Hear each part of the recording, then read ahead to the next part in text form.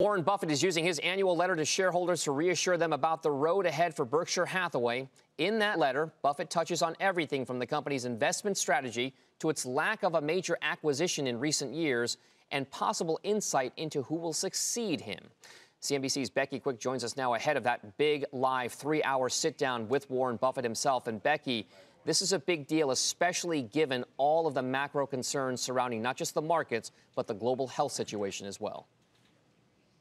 Yeah, Dom, you're right. Warren Buffett has been a calming voice for the markets over decades, particularly when we were going through the financial crisis. There were days that he came on and really calmed things down when things were far down on the markets. We're going to get his thoughts this morning about what he sees happening around the globe with the economy and what his concerns about the coronavirus might be. We're also going to talk a lot about what was in that letter. He did spend some time focusing on succession, focusing on stock buybacks, talking about a lot of different issues. We'll get his thoughts on the markets because he did lay out some interesting thoughts in the letter about how we kind of got to this position based on what was written from a 1924 book. Edgar Lawrence Smith had written that book. It was a book very few people knew about until John Maynard Keynes kind of highlighted it, and it changed people's perspectives of buying stocks. Basically, he came to the conclusion that it's always better to buy stocks than bonds. We're going to talk to Warren Buffett about that this morning, too. By the way, we should point out, Mr. Buffett is very prompt, always on time. He is here already. He's been sitting here, made up, ready to go since about 35 minutes after the hour. He's sitting with us right now. I don't know if you could take the shot and see. Yep, here's Warren, ready to go, on time. Meantime, let's check out what's happening back at the NASDAQ, Dom, right now. I think Joe's standing by, ready to go, since our show starts in about 12 minutes' time. Oh, no, Joe's not there either. Andrew's not there, Joe's not there. But Warren Buffett is here, and he's ready to talk about all of these things coming up. Warren, just very quickly, let's talk a little bit about the fact that the market's down almost 800 points this morning. Yeah. Concern for you? Well, no, that's good for us, actually. I mean, we're a net buyer of stocks over time. And just like being a net buyer of food, I expect to buy food the rest of my life, and I hope that food goes down in price tomorrow. So when stocks are down, we're going to be buying on balance. And who wouldn't rather buy it, at a lower price than a higher price? People are really strange on that. I mean, because most people, most of your listeners are savers. And that means they'll be net buyers, and they should want the stock market to go down. They should want to buy at a lower price.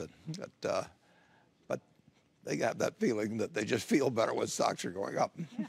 We're going to talk more with Mr. Buffett about what he sees happening, about what potential concerns he has with the coronavirus, because obviously that's something that the markets are concerned about, the world is concerned about, as it looks like this is spreading and developing. But, Dom, we'll send it back over to you. We've got a lot of that coming up in just a little bit on Squawk Box. All right. Well, Becky, we appreciate that. And, of course, I'm a longtime follower of Warren Buffett, and I love the fact that my 401k buys every 2 weeks. So I, too, hope that stocks do go down every once in a while. Becky, thank you very much. We'll see you just shortly.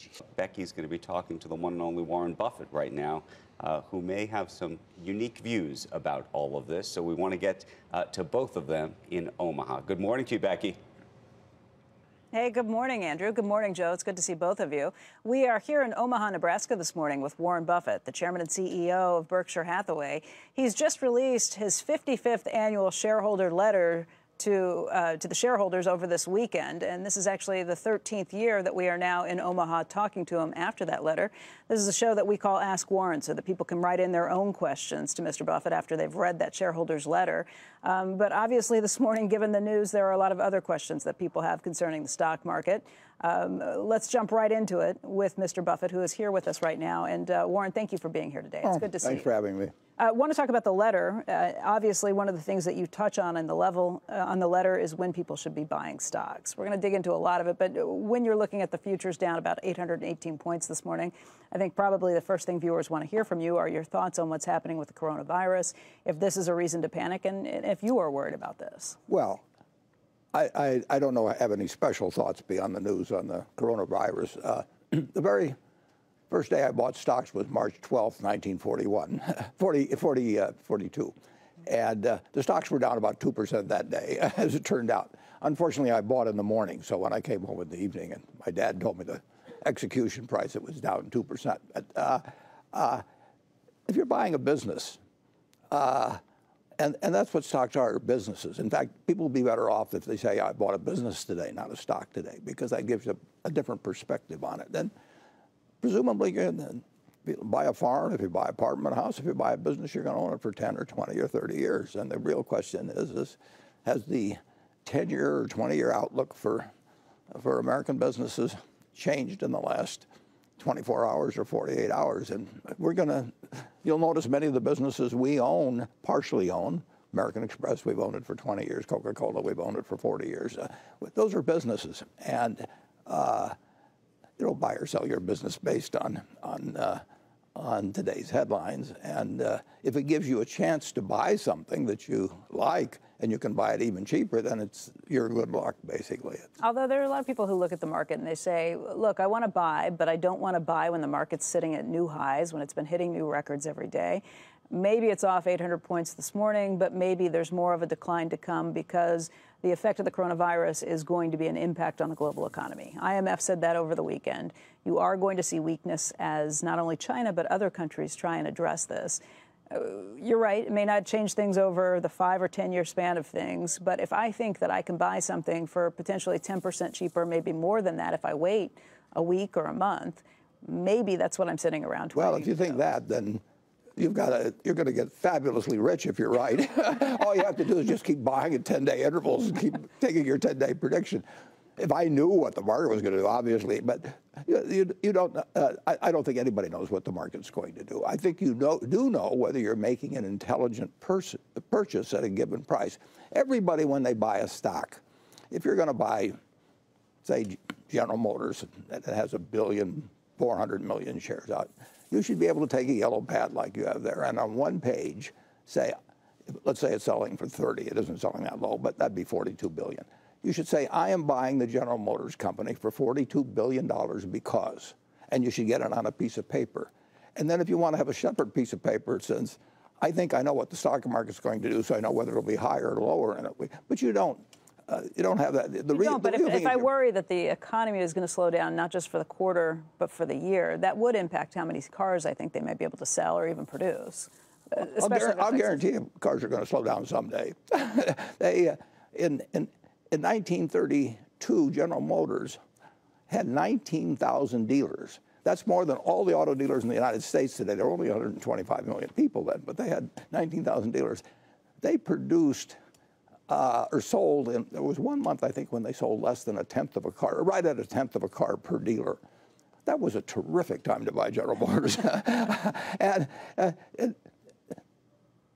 forget about the market. If you can predict the market, you don't need to read balance sheets. You don't need to read anything. You certainly can't predict the market by reading the daily newspaper. That is for sure. And you certainly can't predict the market by listening to me. But you're buying businesses. And if you had planned to buy a local service station yesterday and it was closing day, I don't think you'd tear your hair out or anything like that. You'd have already looked at where it was located and the contract that it had with the suppliers and made a decision on competition. People, because they can make decisions every second in stocks, whereas they can't with farms, they think an investment in stocks is different than an investment in a business or an investment in a farm or investment in an apartment house. But it isn't. If you get your money's worth in terms of future earning power over the next 10 or 20 or 30 years, you're going to have made a good investment. And you can't pick them from day to day. If you can do that, you can, well, I haven't met anybody yet that knows how to do it. You made a point of that in the letter this year where you highlighted a book that was written by Edgar Lawrence Smith back in 1924. And you said until he came along, nobody really realized the compound interest effect of buying stocks, not just buying businesses, but buying stocks themselves. Edgar Lawrence Smith changed the world with that book, and the people have forgotten all about it now. Although in the 1920s, it became more and more gospel as the boom went on. But Edgar Lawrence Smith set out to write a book on bonds versus stocks. And he said he went in with the idea that bonds would be a better investment in times of deflation and stocks would be a better investment in times of inflation. And the first line of his book was to say that he'd been wrong. But he had enough sense to look at his evidence. I think Darwin said if you found evidence that was contrary to what you already believed, write it down in 30 minutes or your mind will just block it out. I mean, people have a great resistance to new evidence. And he said, if a stock yields 4% and a bond yields 4%, which was what he was talking about then, the stock was going to outperform the bonds because there were retained earnings that were building beyond that yield. And that had been true for a long, long time, but nobody paid any attention to it. We don't get rich on our dividends that we receive, although we're happy to receive them. We get rich on the fact that the retained earnings are used to build new earning power, repurchase shares, which increases your ownership in the company. And Berkshire has retained earnings ever since we started. That's the only reason Berkshire's worth a lot more, as we retain earnings. That led Keynes to actually say that this was an important book. People paid attention to it, but you're right, it added to the frenzy that built up to 1929. Well, that is true, because you can get, old boss Ben Graham told me very early on, you get more trouble with a good idea than a bad idea, because the good idea works. I mean, it's a good idea to buy a home, for example, and then people go crazy sometimes. The good idea works, and it works, and it works. Stocks work out better than bonds most of the time. And after a while, people forget that there were some other limiting conditions. With Edgar Lawrence Smith's book, it was that when bonds yield the same as stocks, which was the case then, that stocks are going to outperform because they have this retained earnings. So stocks started going up in the 20s, and all of a sudden they were selling at 5 or 6 times the prices as when he bought the book. And the original correct perception on his part had experienced changing conditions, but people just looked. They got their confirmation through stock prices, and that's what happens in bull markets. People start out thinking stocks are cheap, and then they start thinking stocks have gone up. and a stock can be a good buy or a bad buy. A bond can be a good buy or a bad buy. It depends on price. But that leads us to today. I mean, if his premise was that stocks are always going to be a better investment than bonds, that's kind of what you hear today, which we've been hearing for a while, is Tina, there is no alternative, right? You have to buy stocks because bond yields are so low, because interest rates are so low. Well, if you look at the present situation, we've talked about this before, that you get more for your money in stocks than bonds. That doesn't have to be the case. I mean, but it's usually been the case in America, very usually been the case. And if you buy a 30-year bond today with a yield 2%, you're paying 50 times earnings for an investment where the earnings can't go up for 30 years. Now, if somebody said, I want to sell you a stock that's at 50 times earnings and the earnings can't go up for 30 years, you'd say that doesn't sound very good. Stocks are way better than 30-year bonds. I mean, that's clear. And that's one of the alternatives people have. People really have 3 basic alternatives: short-term cash, which is an option of doing something later on; long-term bonds, or long-term stocks. And stocks are cheaper than bonds. Charlie said recently, Charlie Munger, the vice chairman at Berkshire Hathaway, had his daily journal meeting just a couple of weeks ago. And at that meeting, he said that there's a lot of wretched excess out there and that there's a lot of trouble coming as a result. Do you agree with that? There's always trouble coming. Yeah, there was trouble coming in 1942 when I bought that first stock, all kinds of trouble. Philippines were going to fall pretty soon. There was all kinds of trouble in 1949. There was trouble, certainly trouble in 2008 when I wrote an article for the New York Times. I said trouble is coming, but I said buy stocks. Would you repeat that this time? If trouble's coming, would you still say buy stocks right now? I would say buy stocks if you get enough for your money. And, you know, we buy a few stocks, but we don't look at, we're not buying the stock market. We're saying, I am buying, let's say American Express. We own American Express. You know, there's 815 million shares out and sells it. This morning's 126 or something like that. So it's selling for roughly $100 billion. Now, the real question is whether the company's worth more or less than $100 billion. It isn't what the stock is going to do tomorrow or next week or next month. You said just a few minutes ago when we asked you on Worldwide Exchange, right now Berkshire Hathaway is a net buyer of stocks. You are in a net buying position? We've been a net buyer of stocks, or I've actually been a personal net buyer of stocks ever since I was 11, every year. There's been 15 American presidents in my lifetime, more than a third. I've lived under a third of the life. I didn't buy stocks under Hoover. I was only about 6 months old then. But there have been 7 Republicans after that and 7 Democrats. I bought stocks under every one of them. Now, I haven't bought stocks every day. There have been a few times I thought stocks were really quite high. And I've even written an article once or twice, but that's very seldom. But you wrapped up your partnership at one point. I wrapped up my partnership once because you thought it was too expensive. Yeah. Okay. But this is not a time like that? We own $240 billion worth of stocks. Now, we look at that as $240 billion worth of businesses that we own parts of. But I love owning those businesses. You've also got more than $125 billion in cash sitting around. Yeah, well, we'd like to buy more businesses. All right, we're going to talk more about that in just a little bit. When we come back, we have much more from Warren Buffett. Right now, though, I'll send it back to Joe and Andrew. Good morning, everybody, and welcome back to Squawk Box here on CNBC. I'm Becky Quick. I'm live in Omaha with Warren Buffett, the chairman and CEO of Berkshire Hathaway. He's just released his 55th annual letter to shareholders over this weekend. We've been taking questions from you. We'll be getting some of those questions in through this morning. We are here, Warren, with you at Berkshire Hathaway's headquarters building. This is upstairs in the room that's called the Cloud Room. And this is a room where you often take students to kind of talk to them about questions they have when they come to visit you. You also do some other things up here, too, other presentations. Yeah, I had students here for dozens of years. And for many years, 40 schools would come in. They'd come in groups of 8 at 5 days. I'd spend a year. And they come from all over the world. We had them from Peru. We had them from China. We had them from Israel. And we had a good time always. I've given it up now, but I started teaching when I was 21, and when I got to about 88, I thought, I'll take a rest. Well, there are a lot of questions that are coming in from viewers that have been hitting here today. They're waking up this morning looking at the stock market indicated down by almost 800 points for the Dow. We're actually off our worst levels of the morning, which is something to say when you're still looking at the Dow down by about 786 points. But people have a lot of questions about the economy. They're wondering what's happening right now, particularly with the coronavirus out there.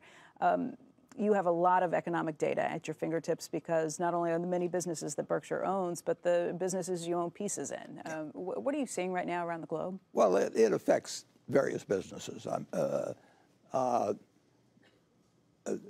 would say that I received commentary. I get some commentary monthly from almost all of the companies, and a good many of them had some comment about how it was affecting them, and however it was affecting them at that time, I'm sure it's accentuated. But they were affected by tariffs, they're affected by taxes, they're affected by, the most thing is they're affected by competitors and supply and demand over time.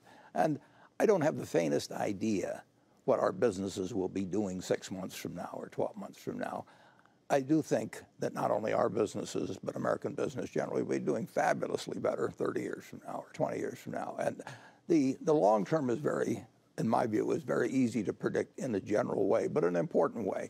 I don't think there's any way to predict what the stock market will do 10 minutes from now, 10 days from now, or 10 months from now. So I work on what I think I'm able to do, and as desirable as it might be to know what was going to happen 10 minutes from now, that's just not something I'll ever be able to master. So fortunately, I can come to a pretty firm conclusion that 20 or 30 years from now, America business and probably over the world will be far better than it is now. What are the momentary implications that you've seen from coronavirus? What's an example of a business? Well, an example, for example, we have maybe 1,000 Dairy Queen franchises in China here, and they're just treat only, so they're the older type, not with food.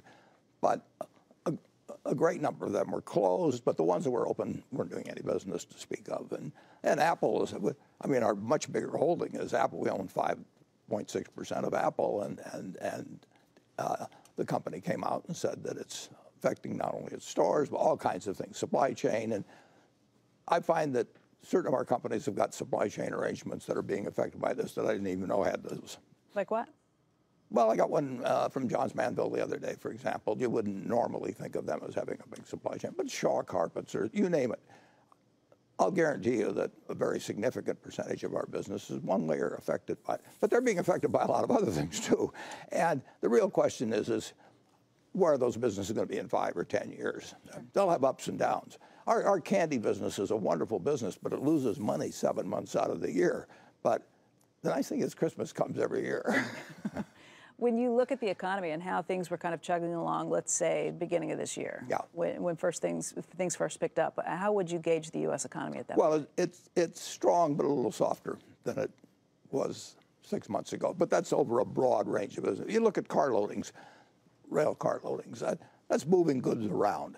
And there again, that was affected by the tariffs too, because people front-ended purchases, all kinds of things, always a lot of variables. But business is down, but it's down from a very good level.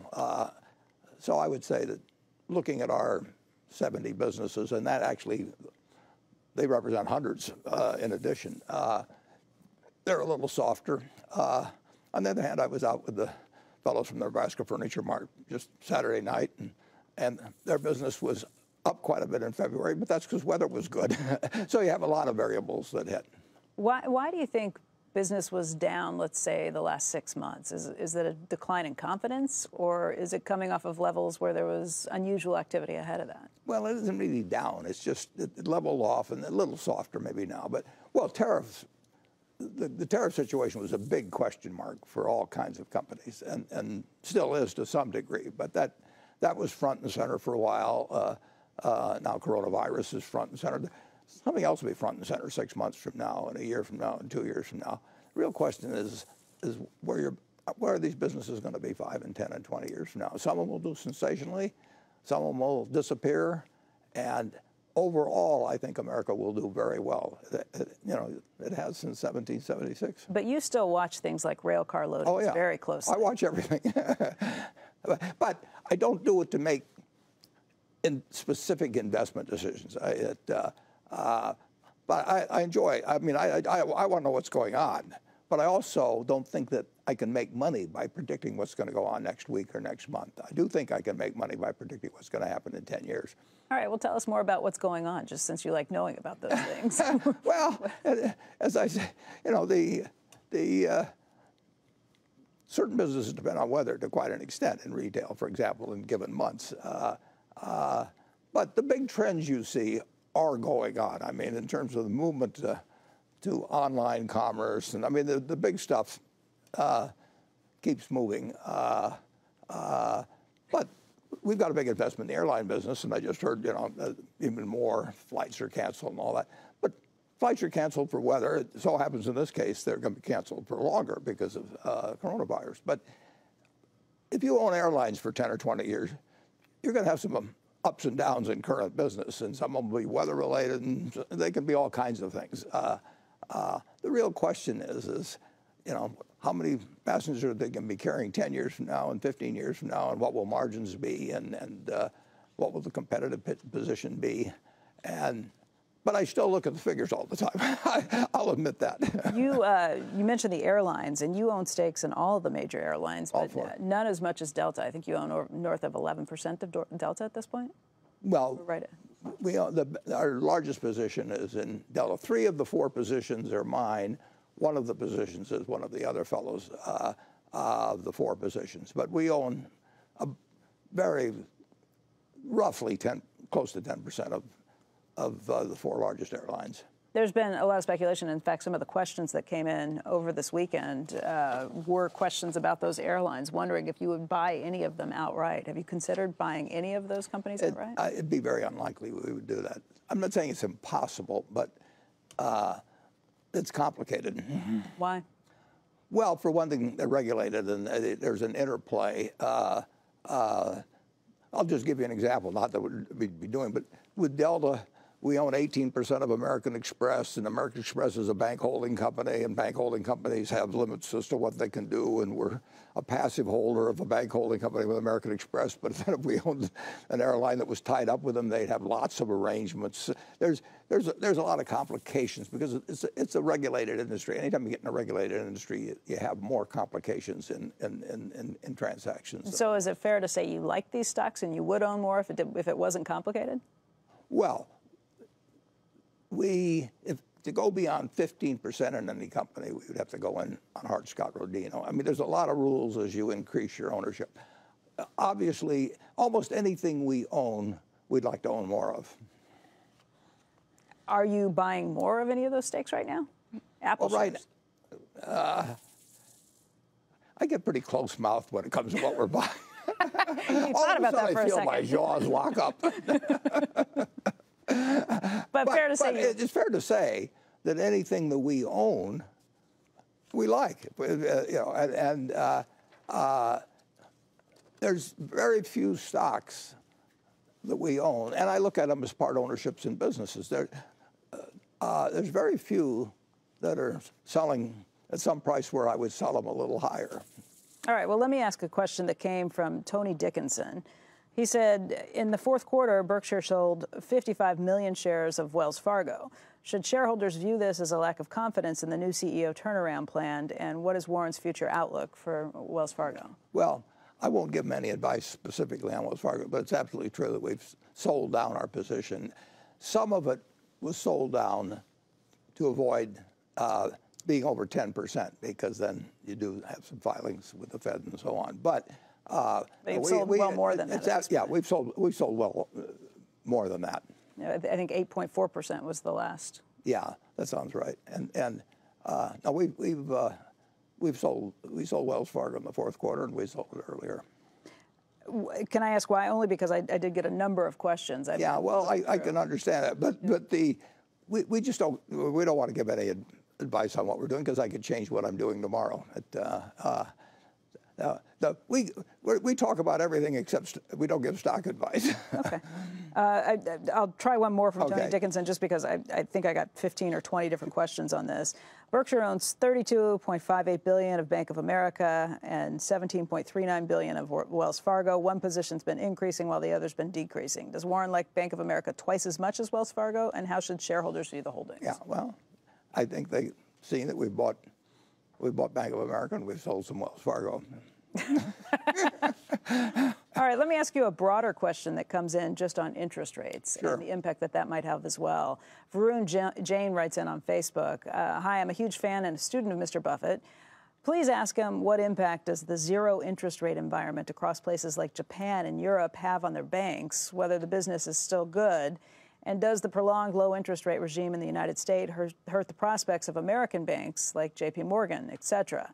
And in such circumstances, do Indian banks, which have high return on equity, look attractive to Mr. Buffett? Yeah, well, I can't comment on that latter, but generally speaking, with there are a lot of other variables too, but the banks are going to make more money if there are higher rates with a steeper curve. The curve is more important. In other words, the 10-year versus short-term rates may make more difference in the absolute level. But American banks have made very good money with very low interest rates. Around the world, if you look in the UK or Europe or Japan, even lower rates have made it pretty tough for banks. The returns on equity are not as high, and they have to use more leverage to even get the same returns, and I don't like that as well. If you are talking about the curve that we're looking at this morning, the 5-year, 2-year is inverted. 2-year 10 is not right now, but the 10-year is below 1.4% this morning. And think about it, the 10-year at 1.4%. That means you're paying 70 times earnings for something that can't increase its earnings for 10 years. Okay, now, if somebody came to you with a stock and said, you know, this is a terrific stock. It sells at 70 times earnings, and the earnings can't go up for 10 years. You'd say, well, explain that to me again. Right. But no, we've never seen a situation like this in the world, literally. I mean, you can go back and read Keynes, and you can read Adam Smith, and you can read, all the great ones. And they don't talk about negative interest rate. It never crossed their mind. With supply and demand, all these marginal costs. But brilliant economists never really anticipated that you would have negative. You've got 13 trillion or something like that worldwide at negative interest rates, and we don't know what that means. We've got a lot of people who can speculate what it means, but 10 years from now or 15 years from now, we'll look back and say, well, it's obvious what would happen under that, and we'll see it. But it is not a normal situation, and well, interest rates are the basis of all value. I mean,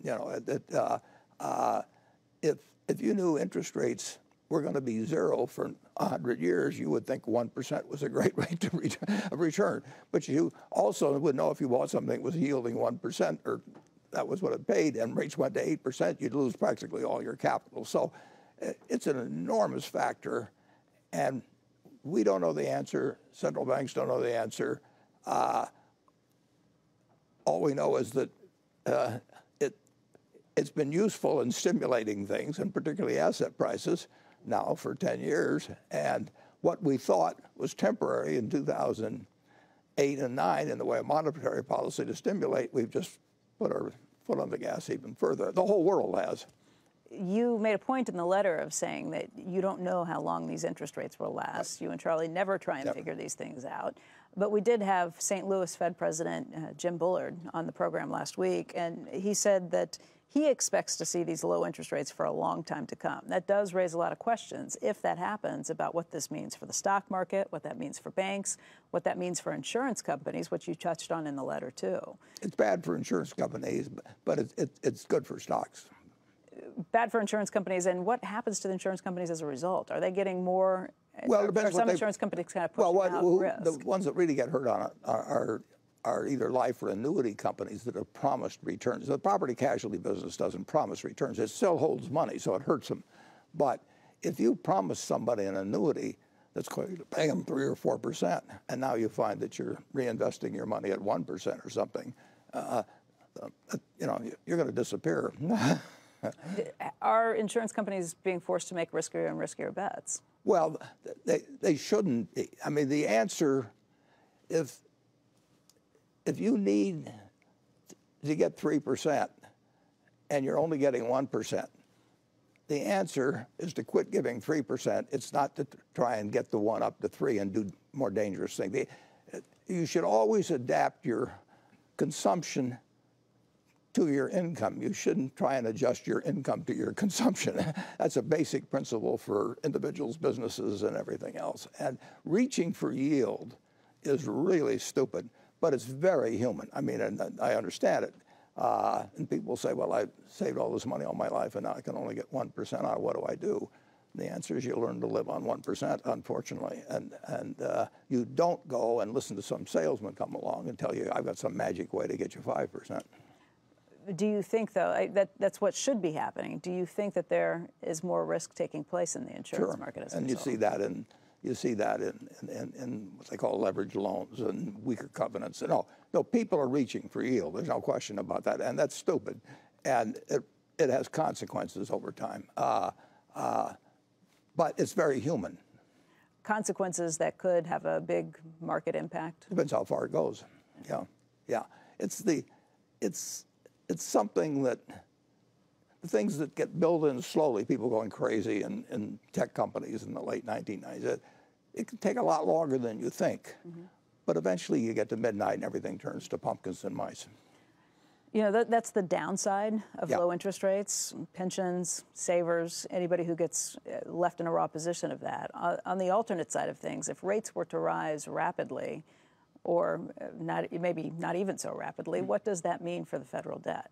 Well, it depends on the average maturity of the debt, but our maturities are fairly short. They've gotten lengthened a little. But if you take 20 trillion and you're borrowing at 2%, you've got 400.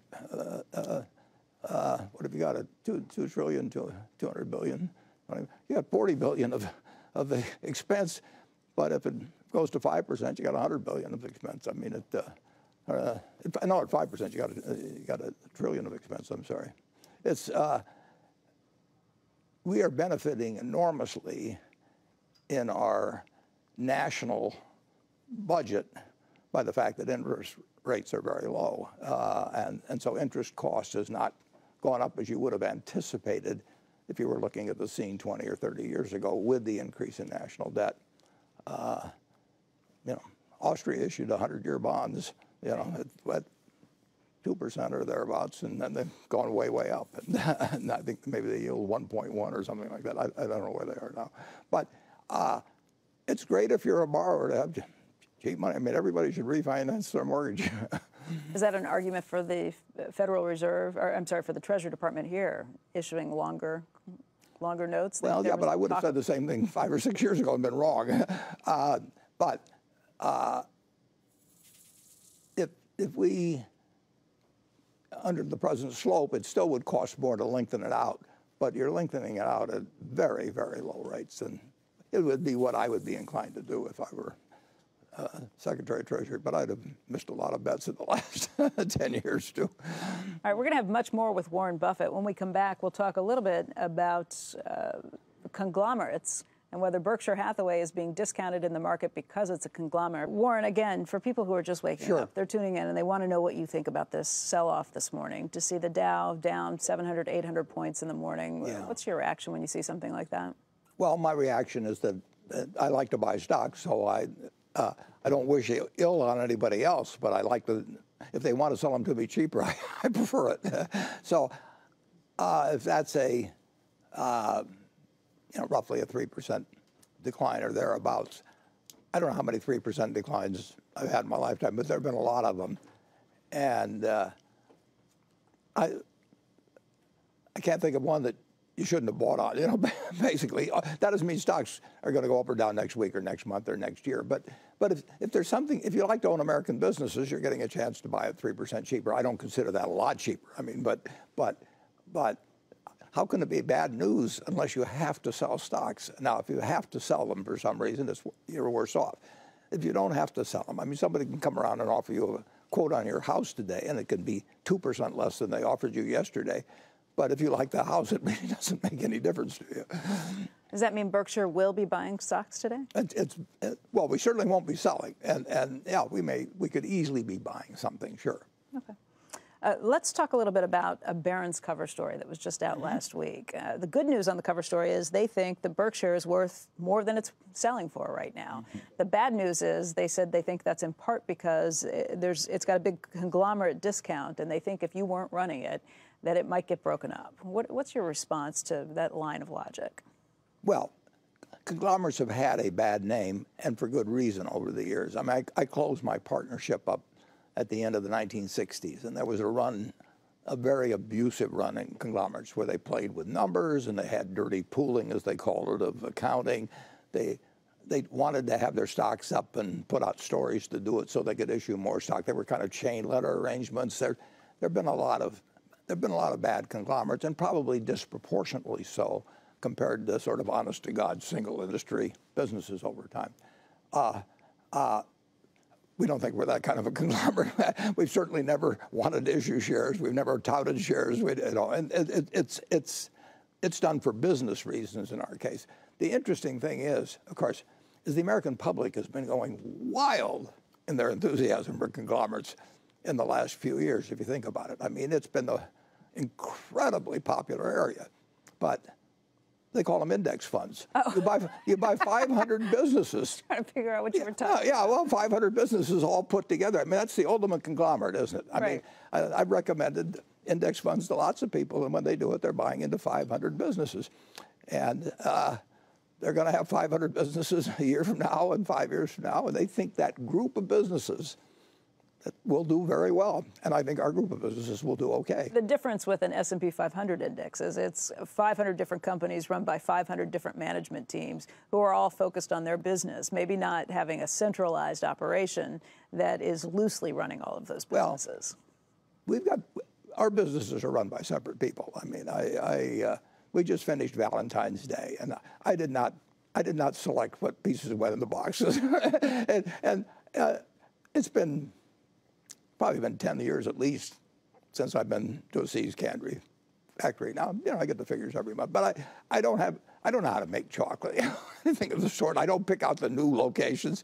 We have managers for our businesses that are very much like the managers we have for the businesses that we own pieces of, like American Express or Coca-Cola. And there's a couple things we can do. We can determine the dividend policy of our subsidiaries.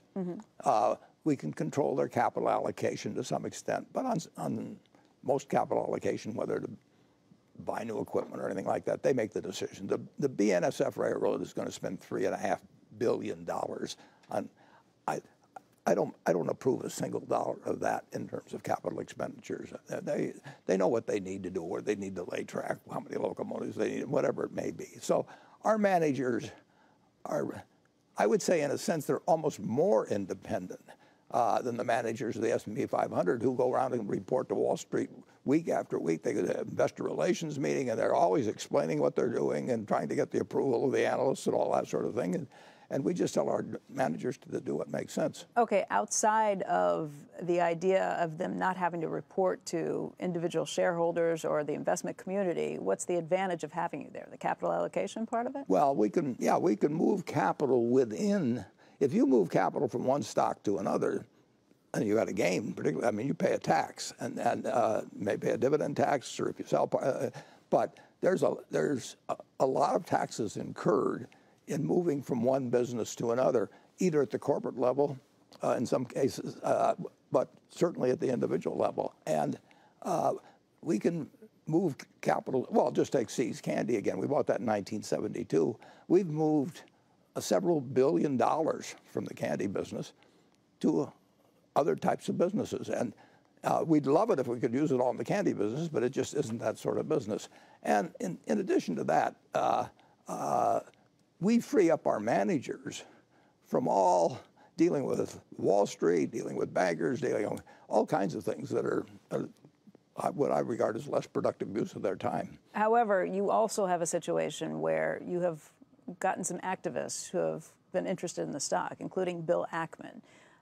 He's built up a stake, hasn't said too much about it, but I think he has made some comments about how maybe Burlington Northern Santa Fe's margins could be improved. You can look back at Bill Ackman's experience with the Canadian Pacific Railway and kind of wonder if he is building up a position because he would like to see you take a more active role there. Well, we notice what other railroads earn and when their margins are better. I mean, and we certainly put way less pressure on than Wall Street might, who would want it next week. But our managers are well aware of what's going on in other industries, and we've made changes where we don't think some businesses are performing as well as they should. But overwhelmingly, we've got managers there that are very, very good. They've got capital available to them for anything that makes sense. And we decide how much they distribute, where the capital moves, and sometimes it moves from one industry to another. And in certain industries, a consolidated tax position really is very helpful to us. There's a viewer question that came in from Ben Compston, and he asks, it was recently pointed out by Bill Ackman that some subsidiaries like Geico, BNSF, lag their peers in some areas. Would you agree with that? And how can your successor push improvement in subsidiaries while maintaining a decentralized management structure? Well, at Geico, we bought control in 1995. We had about 2.5% of the market for auto insurance, and we're at about 13.7% of the market. So we've gone from $2.5 billion of premium volume or thereabouts to $35 billion of premium volume. We're number 2 now to State Farm. We were number 6 or 7 at that time. So I would say that not due to Berkshire at all, but due to Tony Nicely during almost all those years. Geico's been the envy of every other company in the auto insurance business except for Progressive, but they've done a good job too. But Geico is worth tens and tens and tens of billions more than when we bought it, in addition to all the earnings we've given, just the goodwill value. So that's been extraordinarily well run. And with Burlington, I think we paid a dividend of $5 billion last year, and we paid $35 billion for it. So it's gained in market share in its business. Its operating margins have improved, but they haven't improved as much as some other railroads. Do you believe in precision scheduling railroading? Well, we'll see. I mean, we've watched it plenty, and for those who don't know what that is, it's something that kind of irritates customers because it makes things a little more rigid, but it does improve. Yeah, it makes the customers adapt to the railroad more than the railroad adapting to the customers. And practically everybody's done it. And a fellow named Hunter Harrison was enormously successful. Who worked with Bill Ackman at the Canadian Pacific. Yeah, he worked for the BNSF, if you go back far enough. And there's a book about him. It's very interesting. But he did it at the Illinois Central, the Canadian National, the Canadian Pacific, and then he was going over to the CSX. He developed a method of railroading where the customer does adapt more to railroad, and it improved margins dramatically. Our margins are close to what the better railroads, well, there's only a few, get from precision railroading. On the other hand, we've gained share. Because the customers don't like because it. The railroads apparently, or the railroad customers like us better. And over the long term, we'll see. But it isn't like it's something we can't do. We've got more questions to come with Geico and Todd Combs' role there. There were several questions that came in on that, but we do have to slip in a commercial break. Let's get right back to our guest of the morning. Warren Buffett joins Becky in Omaha following the release of his annual letter to shareholders over the weekend. I mean, Becky, you took a plane. I mean, it's in the back of our minds, is it not? It's just in the back. There's no way. And the risks are low. So it goes back to 1918. It goes back to 1918. You know, if you look at the numbers of what happened in that pandemic when it came around the globe, up to 50 million people were killed in that. It was a third of the planet's population that was infected. It was 500 million people that were infected at that point. 675,000 Americans died at that point. So inevitably, your mind kind of goes back to what's happened in the past, because as humans, we always look back to history to try and predict the future. It doesn't always work. It's not always prophetic, but it does give you something of what to kind of play out if this were to get worse and worse. Now, Andrew brought up the idea that it's warm weather. We're approaching spring in a lot of parts of the country, or a lot of parts of the planet. That may be good news. We just don't know if this time around, if this is one of those viruses that does die off in warmer weather. Wait and see and kind of hope. Yeah, actually, I think this, from what I've heard from people that know a lot more about viruses than I do, that unfortunately this will make it through the summer, and in terms of having a vaccine, it's a long ways off. So. You've got, it is scary stuff. I don't think it should affect what you do in stocks, but in terms of the human race, it's scary stuff when you have a pandemic. Yeah, I guess this one's particularly frightening because it's new. So there's no natural immunity that's built up in any of the populations, and you wonder what happens, particularly in areas where there's not the same healthcare structure that we have in America or in some of the developed nations. I guess that's a big part of the question too. Yeah. And it's well, I think about it in terms of our annual meeting. I mean, which is May 2nd. I mean, it could very well affect, by that time, it could affect. We got questions from viewers asking just that. Will the annual meeting be any different this year, particularly because you have a large Chinese contingency of shareholders who come here for that? Yeah, and that certainly will be affected. And incidentally, I mean, flu is particularly tough on old people. Yeah, if you're going to have two guys on the stage whose combined age is 185, so we won't be looking for people that are showing any signs of contagion. But that's one of the problems with this, is it does have a long gestation period, right. And it's highly transmissible. And again, you did talk about it earlier. It's something that you see in the results of the businesses, even some of your own fully owned businesses that you didn't anticipate. Well, and we own airlines, for example. No, it affects businesses. Now, actually, my dad used to tell me a story. He was 14 in 1918, and he told me what went on in Omaha, during the big Spanish flu epidemic. I mean, it was something in those days, and pandemics will occur in the future. Now, what they hope to get is a universal flu vaccine, but that's a long way off. It isn't impossible. I mean, I asked my own science advisor is Bill Gates, so I talked to him. I call him. I've talked to him the last few days about it, and he's bullish on the long-term outlook for a universal prevention of it. But he says it's not going to come, it's not going to be here in 10 years. What are Bill's concerns as somebody who spends a lot of time traveling around the globe, as somebody who is trying to help medicine in some of the less developed parts of the world? Yeah, the Gates Foundation is very active in trying to be helpful on this, and Bill says the CDC is the best in the world, and I mean, we've got terrific resources in this country, but a pandemic is a pandemic, and there's just no evaluating. But I have heard that the summer is not likely to cause the end of this. Do you know why?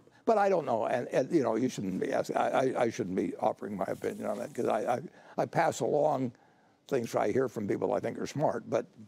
I'm actually asking for Bill's opinion, not yours. Yeah, well, I shouldn't really quote him, but I do. He's the guy I ask, and I did talk to him just a few days ago, and he loves to talk science, and he can make it so I can understand it, which is quite a trick. You know, at the Gates Foundation, they're taking it very seriously. I'll put it that way. Is money going from the Gates Foundation to try and find a vaccine? I'm sure we're expending human and financial resources. I mean, maybe this is more than you know, but do you know if they have put human resources out either into China or other places where there's... I don't know that. I don't want to comment on that, but I know that that is something they've always spent. They've been very involved in is human health, and even particularly this. Bill knows a lot about vaccines. Okay.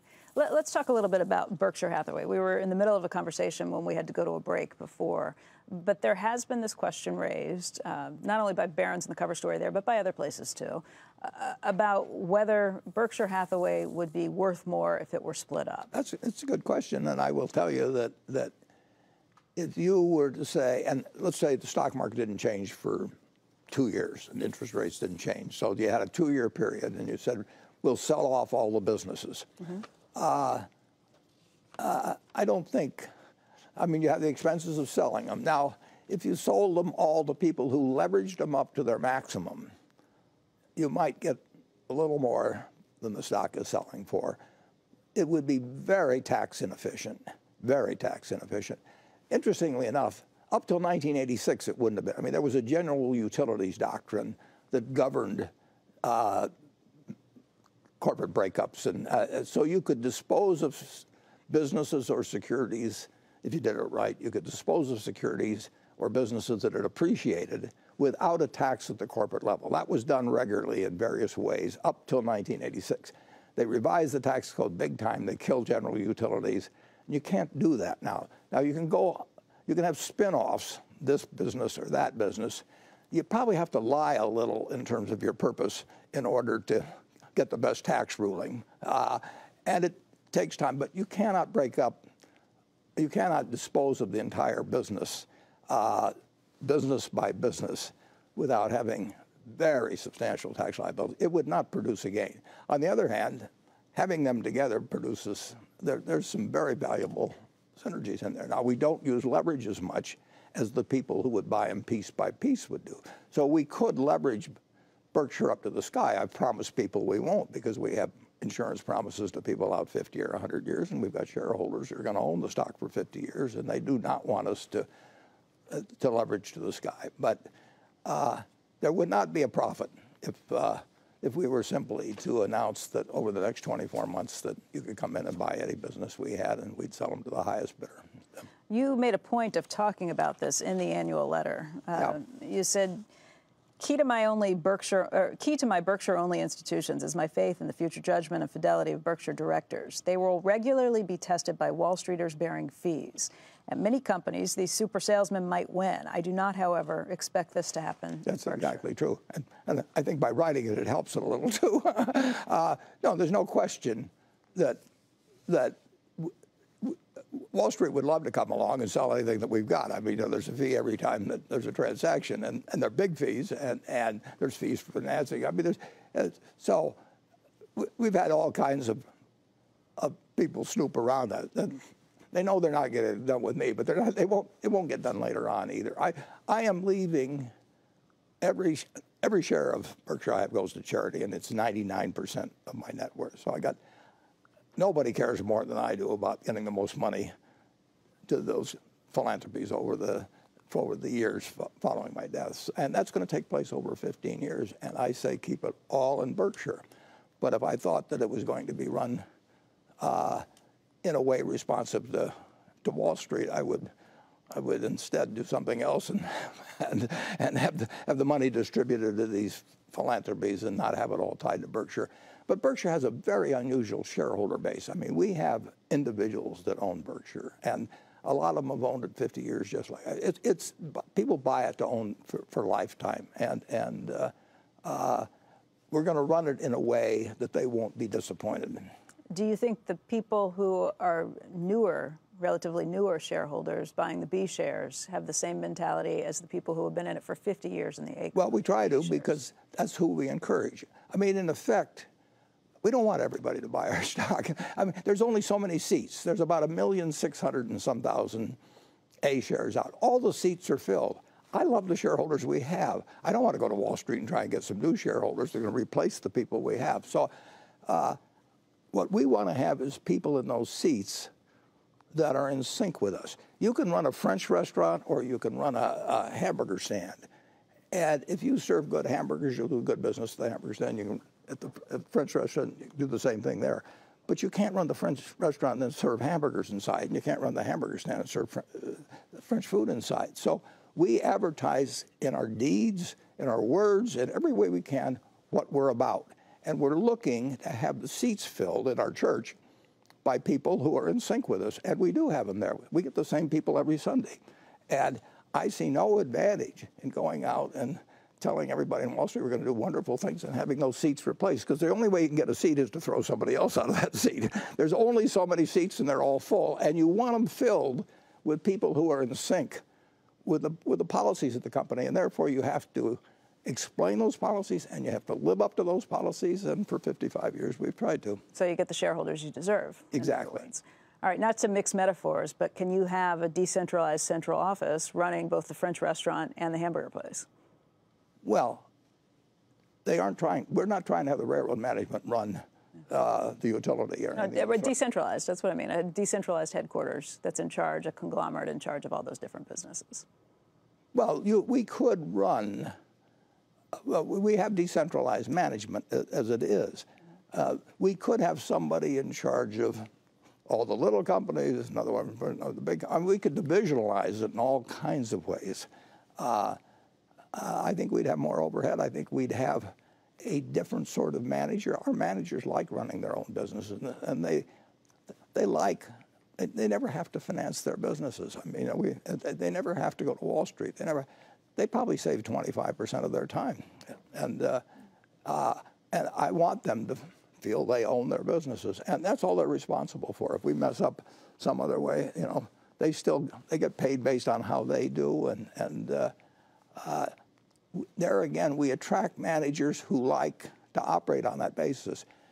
We don't attract managers, particularly who think they're going to keep moving step by step through various divisions and eventually run the whole place. All right, we can talk more about succession later, because you did write an awful lot about that in the annual letter, too. Welcome back to Squawk Box. This is CNBC. We're here with a special show with Warren Buffett in Omaha, Nebraska. But before we continue with that, let's get a quick check on the financials this morning. If you've been watching the futures, you're going to see that overall the Dow futures are indicated down by over 700 points. We've seen levels of worse than 800 points off this morning. But you see, a big part of that comes from the banks themselves. The banks, if you look across the board, are down by about 3%. If you're looking at Goldman Sachs, Bank of America, Citigroup down by 2.9%, JP Morgan Chase off 3%. Wells Fargo down a little less. It's down by about 1.9%. Again, we're with Warren Buffett, the chairman and CEO of Berkshire Hathaway today. And Warren, one of the things that people wrote in, a lot of people had questions about the banks, about what's happening with the banks, what you've changed with some of your investments over time. Jason Goldberg writes in, he says, please ask Warren about his views on the bank stocks in general and on Wells Fargo in particular. Over the last 2 quarters, he sold almost a quarter of his longstanding Wells Fargo stake.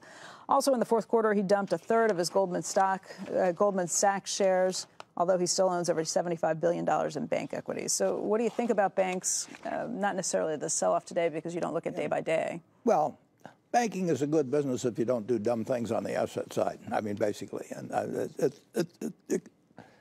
it's a business that the banks we own earn between, the commercial banks earn between 12% and 16% or so on net tangible assets.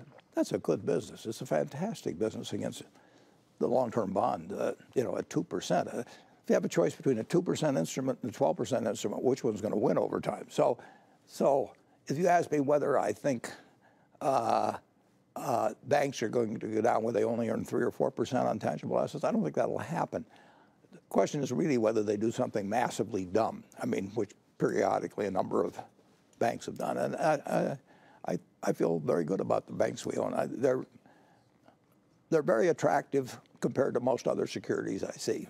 And most of them are buying, Bank of America is buying in a lot of stock every year. So our ownership of the Bank of America this year probably will go up 7 or 8% without us spending a dime.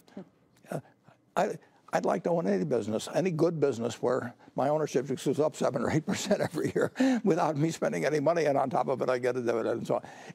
They're very attractive, both against interest rates and against bonds and against other stocks, in my view. You say occasionally they do dumb things. Maybe you're talking about Wells Fargo with the scandal that it had. It just settled on Friday with a number of the regulatory institutions that were kind of looking into it, the investigations that were taking place for $3 billion. Yeah. Does this mean that they have kind of finally gotten through that and can move forward? I don't know the answer to that. I know that they paid $3 billion because it was announced. I don't know what else is outstanding. But Wells Fargo is classic in terms of one lesson. My partner, Charlie Munger, he says, whenever we have a problem, you attack it immediately. He says an ounce of prevention is not worth a pound of cure. An ounce of prevention is worth a ton of cure. And we've seen that time after time. And the interesting thing, and I don't know the details at all, but the original thing was a whole bunch of phony accounts.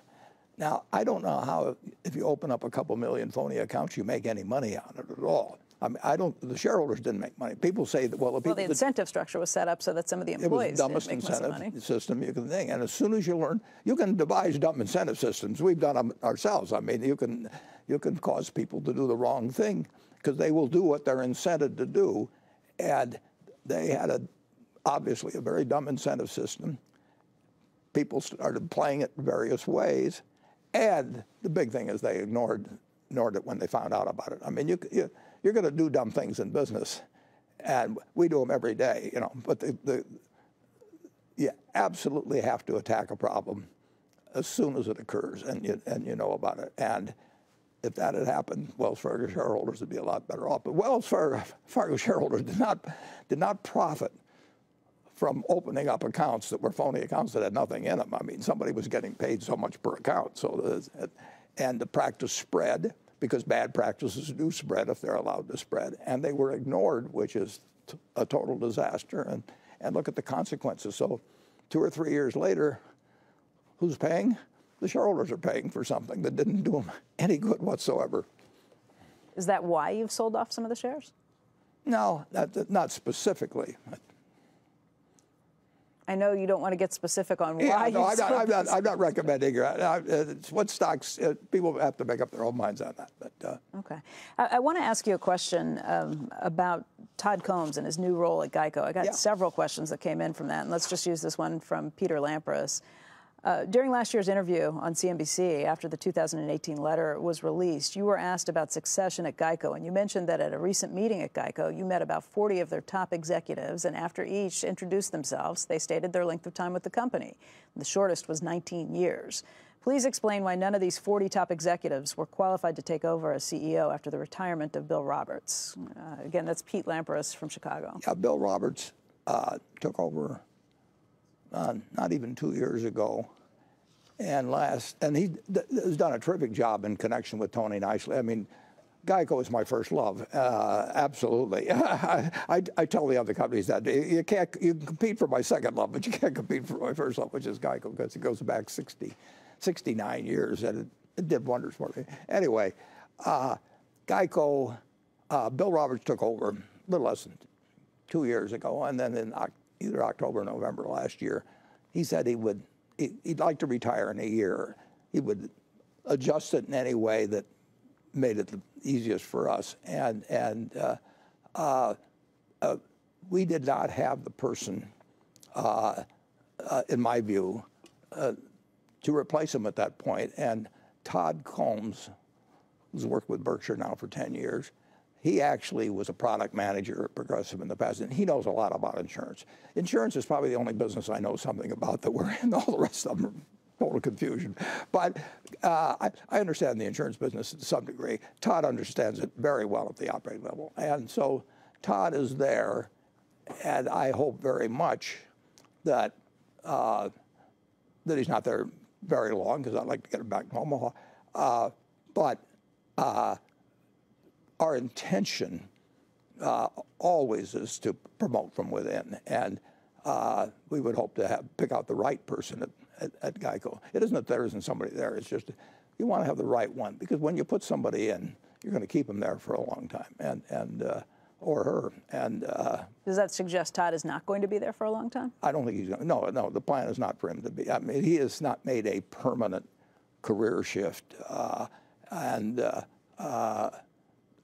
he, you know, I don't know how long he'll be there. We have one important problem, which is which all insurance companies have, but Progressive has done a better job of managing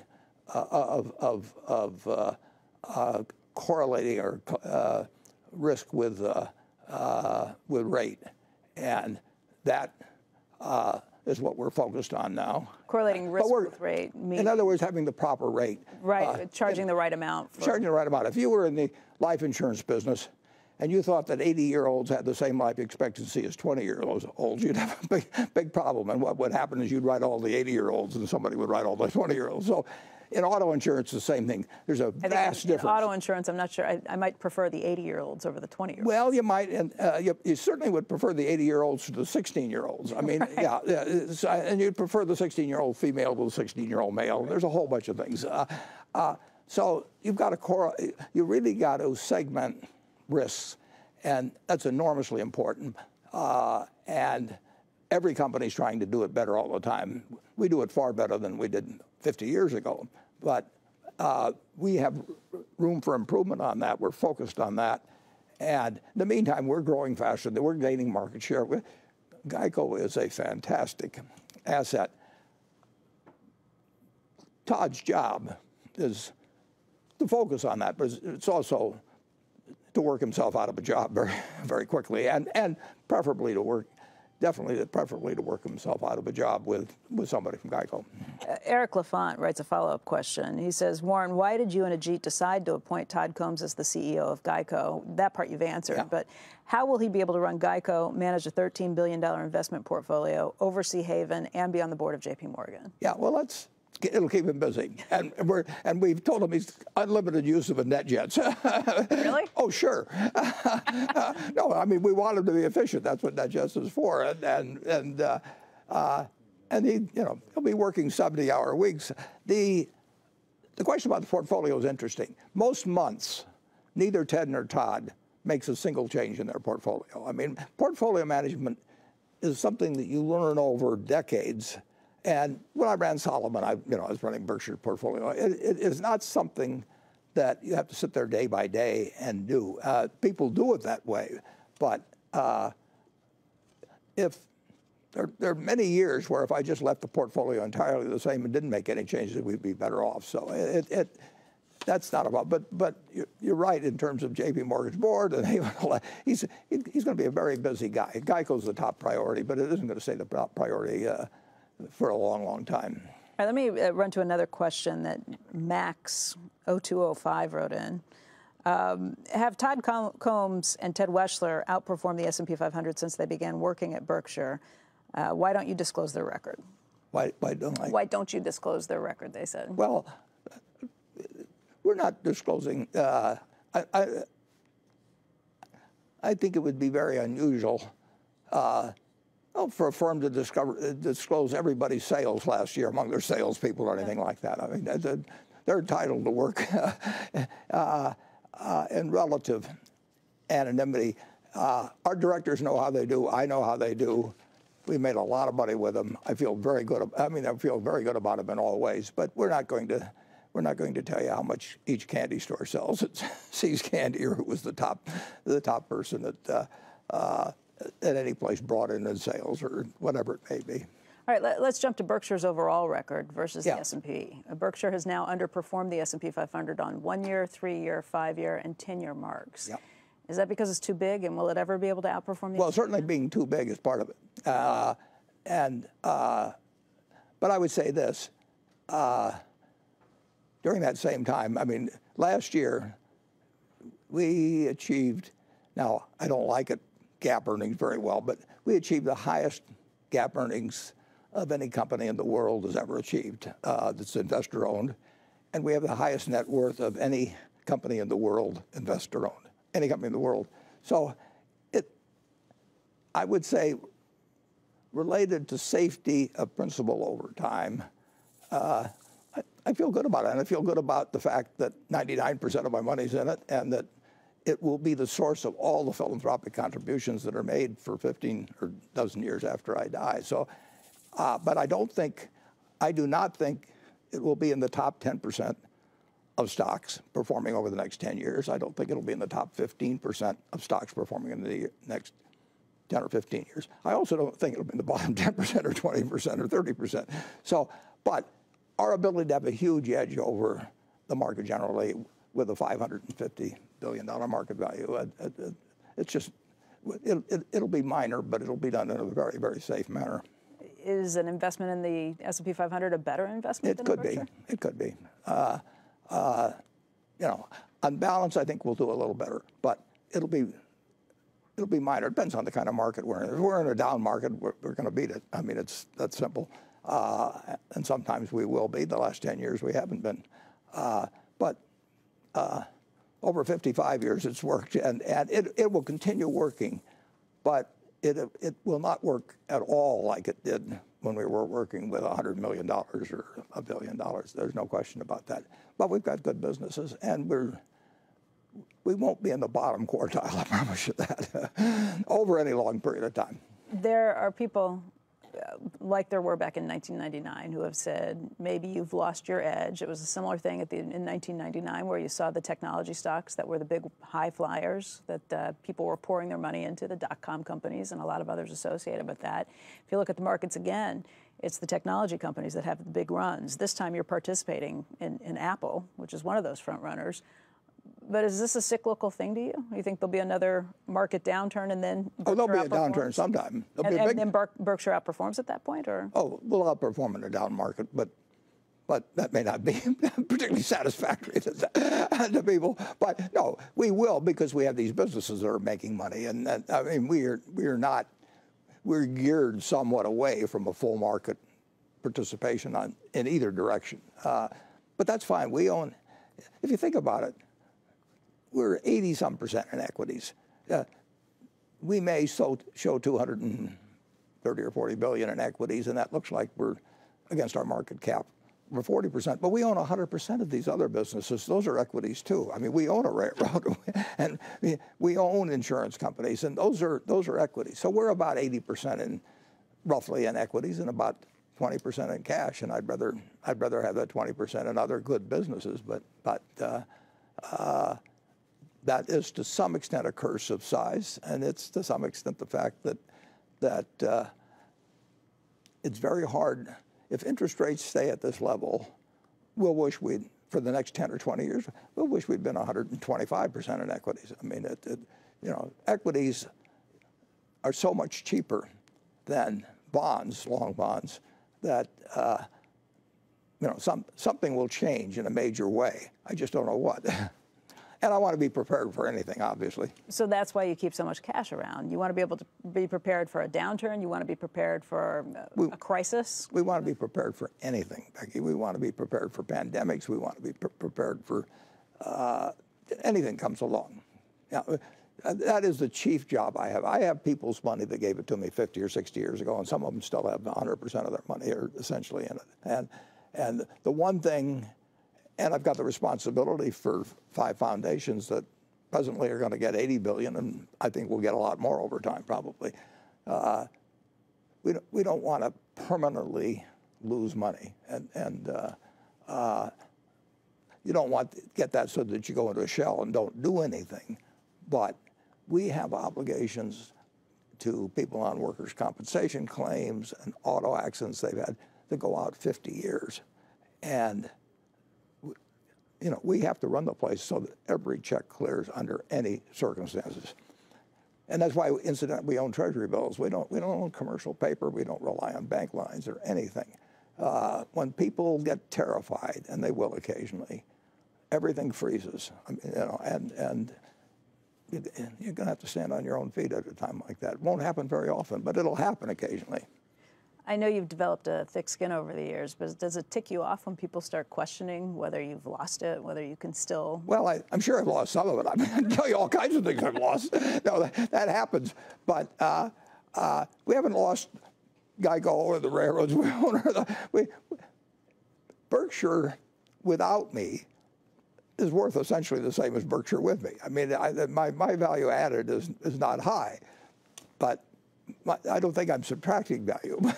But the big thing is how our businesses do and what we get to add in the way of businesses over time. And we can add them through marketable securities. I mean, we own 5.5% or a little over % of Apple. It's probably the best business I know in the world. And we own 5.5% of it.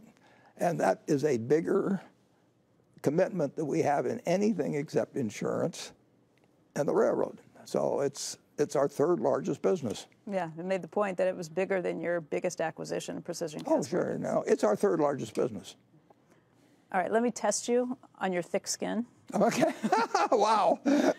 Here was the kicker of that Barron's cover story. He said, there's reasons to think that the company will be a market beater when he's gone. In the meantime, happy 90th. Yeah, well, I hope it is a market beater when I'm gone. I'm counting on it. I'm telling my estate, and then the trustees that succeed my executors in the estate, I'm telling them to keep every share of Berkshire they have until they have this pattern of giving it away. I mean, I want them to look back and say, gee, we should have made this change earlier, because it's going to determine, how much we buy in the way of vaccines and, and all kinds of things, education, all these things. And I feel terrific about Berkshire after I leave. All right, we're going to continue this conversation with Warren in just a moment. Good morning, everybody, and welcome back to a special edition of Squawk Box. We are live in Omaha, Nebraska with Warren Buffett, the chairman and CEO of Berkshire Hathaway. He's just released his shareholders letter that he writes every year, has been writing for the last 55 years now. And Warren, thank you very much for being with us today. Well, thanks for coming. We've talked about a lot of different issues. For people who are just waking up this morning, I want to once again point out that the Dow futures right now are indicated down by about 767 points. That's not the weakest level that we've seen this morning. We have seen off more than 825 points at different various times. We'll be watching this very closely. Of course, this is because of what's been happening with the coronavirus, with the additional cases that have been picked up in additional countries, and what that may mean for global growth. We'll talk more about that with Mr. Buffett in just a moment. We have been talking about that this morning. But Warren, I want to talk about another issue that we have not touched on yet, and that's politics here in the United States. We just watched the Nevada caucus. Bernie Sanders walked away with the most delegates after that. He looks to be as the clear frontrunner for the nomination for the Democrats this time around. You have long been a supporter of the Democratic Party. What do you think? Well, I think I'm going to wait and see who gets the nomination. But I'm a Democrat, but I'm not a card-carrying Democrat. And I've voted for Republicans. I've contributed to Republicans. In fact, I've only run for 2 offices in my life. One was head of the Young Republicans at the University of Pennsylvania, and the other time I was actually on the ballot running for a delegate to the Republican National Convention in 1960. But normally I vote for Democrats, and we will see what happens. Wow, that's the first time I've ever heard you say something like that. Well, I've kept it a secret for all these years, but now it comes out. You just said that you're not a card-carrying Democrat. That's true. You are a card-carrying capitalist. You Absolutely. actually have one of those in your wallet. Yeah. I've seen it. I don't know whether I'm a card-carrying capitalist, right? I don't think that's inconsistent with what I've said on politics. Yeah, here it is. I don't know whether that shows. For those who can't see, I'll show you on this camera right here. Card-carrying capitalist, and this is what you carry in your wallet. Yeah, and I think we will have some of those available at the annual meeting too for our shareholders. I think Andrew's got a question that he wanted to jump in with here. Andrew? I was just going to follow up on that question, Warren, which was about a year ago. We had asked you about Michael Bloomberg, and you had said that if he ever entered the race, he was somebody you would support. Would you support him? Is he your candidate? Well, I would certainly vote for him. I don't think another billionaire supporting him would be the best thing to announce. But sure, I would have no trouble voting for Mike Bloomberg. And what do you think his chances are? Incidentally, well, I don't think I want to get into handicapping the race, but I would say this in terms of Sanders. I actually agree with him in terms of certain things he would like to accomplish. I don't agree with him in many ways, but in terms of the fact that we ought to do better by the people that get left behind by our capitalist system. I don't think we should kill the capitalist system in the process. I think we should make sure that the golden goose keeps laying more eggs, and it's worked wonderfully since 1776. But it doesn't work as well for people whose talents aren't really geared to a market economy. And I don't think anybody should be left behind by an economy that has over $60,000 of GDP per capita. And so I'm a big fan of increasing the earned income tax credit. And I think there should be some changes made, but if given a choice, I would certainly vote for Mike Bloomberg as opposed to Sanders. There is a plan. Let's talk about some of Sanders' plans. You said you agree with some of what his intentions are, but let's talk about some of those actual plans. One of those plans would be to give 20% of company stock to employees and put workers on the board. What do you think about that? That would be for any company, public company, that has more than $100 million in annual revenue or a $100 million balance sheet. Well, I don't want to get involved in evaluating his whole plan, but I think that would be a particularly bad idea. Because? Well, I don't think that. I don't think putting 20% of the capitalists on a labor union is a good idea either. And I think the market system works very, very well in terms of developing more goods and services. I mean, when you flew out here to Omaha, if you'd flown out here and you wouldn't have been able to fly in 1776, you wouldn't have seen anything. Everything you see is the product of a system that's worked like nothing's ever worked in the history of the world. So I do not believe in messing up our system of developing output. I do believe that anybody who's willing to work 40 hours a week and has a couple kids should not have to have a second job. And I believe in having a higher income per people, not necessarily a higher minimum wage, but I do not think it's at all unreasonable that the income tax credit produces at least $15 an hour, maybe higher in certain areas. So I'm very much in sympathy with the fact that Senator Sanders believes that a lot of people are getting left behind and through no fault of their own. And there's all kinds of aspects of capitalism that can need, in some ways, to be regulated. But I don't believe in giving up the capitalistic system. All right, let me slip in some questions that viewers have written in on this front. Michael Blank writes in, please ask Warren if he thinks the market will sell off if it becomes clear that Bernie Sanders will win the Democratic nomination.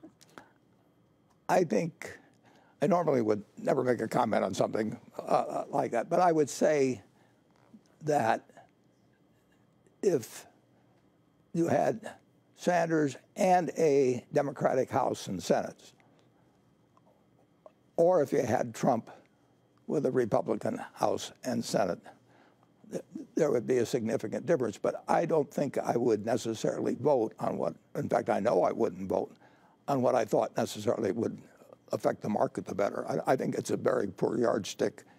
I would not want to cast my vote in a presidential election based on which would be better for the market in the next 30 or 60 or 90 days after the election. But your reservations with Bernie Sanders, I assume, come with your concerns about what it means for the economy, not over 30, 60, 90 days, over a much broader period of time. Certain aspects of the economy, certain things I'd like to see done. I would like to see the earned income tax credit change dramatically upward. Alan Bucky writes in a letter. He says, if Michael Bloomberg becomes the Democratic candidate, would you consider buying his company? No. I can give you a categorical answer to that. Because of the price? Because of the... There'd be somebody who'd pay more. Okay. With the markets our primary focus this morning, we're fortunate enough to have one of the greatest investors in the world of all time, really, with us for the entire show. Let's get back out to Omaha, where Becky Quick sitting down with Warren Buffett. Good morning again, Becky. Thank you, Joe. Again, we're sitting down with Warren Buffett. And Warren, we've talked this morning about the coronavirus, but there are people who are waking up across the country now, kind of tuning in at this hour. So maybe we should address this again. With the markets indicated down 750 points, With concerns about coronavirus spreading and now worries about what that will mean for the global economy this year, I know this is not something you look at a day-by-day basis, but how do you kind of wake up and read this and think through it? I don't think it makes no difference in our investments. I mean, there's always going to be some news, good or bad, every day. In fact, if you go back and read all the papers for the last 50 years, probably most of the headlines tend to be bad. But if you look at what happens to the economy, most of the things are extremely good. I mean, it's incredible what will happen over time. So if somebody came and told me that the global growth rate was going to be down 1% instead of 0.1%, I'd still buy stocks if I like the business and I like the price at which and I like the prices better today than I liked them last Friday. Do you like prices better today? Will Berkshire Sure. be buying stock today? Well, we'll certainly be more inclined to buy stock today than on Friday. Yeah. Anything we were buying Friday, we will be buying today, and feeling better about buying it. You know, one of the things you talked about in the annual letter was stock buybacks of Berkshire Hathaway. Right. And for the first time, you told people to call Mark Millard in your office outright if they have $20 million worth of Berkshire Correct. shares and they're ready to sell. Right. That's a really unusual move. Why did you do that? Well, we did it because it's very hard to buy blocks in the market of Berkshire. We practically never see blocks, except we do see them from estates or occasionally. But if somebody's going to sell $100 million worth of Berkshire, and we want to buy it, we'd like them to call us, and if we're buying at that price level, we'll buy it. Dan Mahoney actually wrote in with a very similar question. He just said, "Is it hard to buy back the shares?" Yeah, it's hard to buy. It's harder to buy back Berkshire shares than, say, Bank of America is buying back their shares. Bank of America bought back 8 or 9% of their stock last year, and they can really do it without moving the market. I mean, Apple's been buying back a ton of stock. They were buying stock at the same time we were buying stock. But it was easier for us to buy Apple stock, even though Apple itself was buying a lot of stock, than it is to buy Berkshire. Berkshire is, well, it's held by people that really plan to keep it. I think the amount of speculation in Berkshire stock is relatively low compared to most stocks, and so it's well, we bought $5 billion worth last year, but that's only 1% of the market cap, and I would say with a great many companies you can buy 4 or 5% of the company fairly easily a year without disturbing the market. American Express has been buying it every year.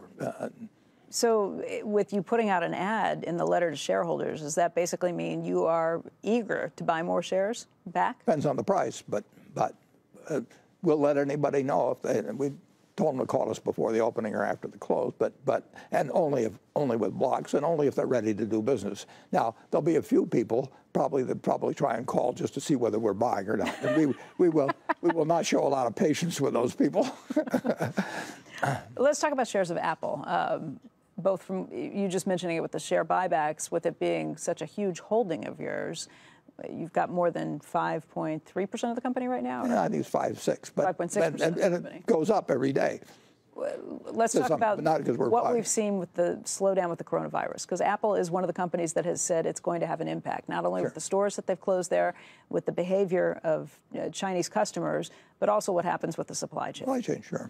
How do you read through any of that? What are you hearing? Do you know more than we do on that front? No, I don't know one thing more. I may see Tim Cook at the annual meeting. I see him in Sun Valley once a year. No, I don't think I've placed a phone call to Tim Cook in 2 or 3 years. I mean, all kinds of things are going to happen to Apple over the next 10 years. The real question is, what is the degree of pervasiveness and strength of that product 5 or 10 years from now? And I don't think of Apple as a stock. I think it's our 3rd largest business. It's also a high-flying technology company. It's one that's been at the forefront, but you've said in the past you didn't buy it because it's a technology company. I think it's a consumer product. In fact, I think I said this on the program a couple of years ago. I mean, obviously it's a consumer product company that uses technology, but we've got a lot of products that use technology at Berkshire. But it's an incredible company, and I should have appreciated it earlier. There's a question that came in from, I guess the handle is GPG. This is a question that came in on Twitter, and the writer asks, you've said that you can do fair value estimates of companies you follow at any time in your head. So please do one now for Apple. What went wrong with your estimate for IBM, and how is that miscalculation different than for Apple?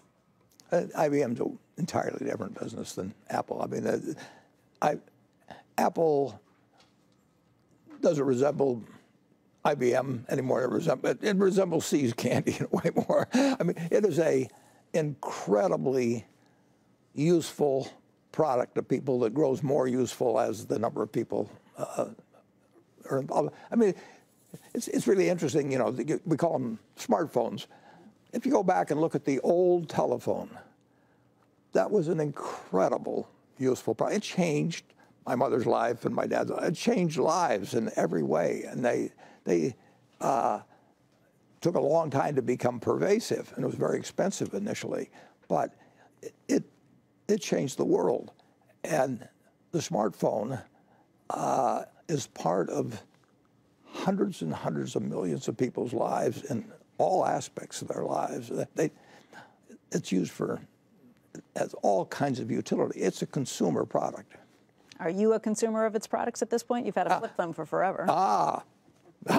I'm glad you brought that up. I am now using, not very often, but I'm using the latest model, and I'll give you a little preview of our movie for the annual meeting. We haven't done it yet, but it will probably show me crushing with my foot my old flip phone while cozying up to the new smartphone. When did you get the smartphone?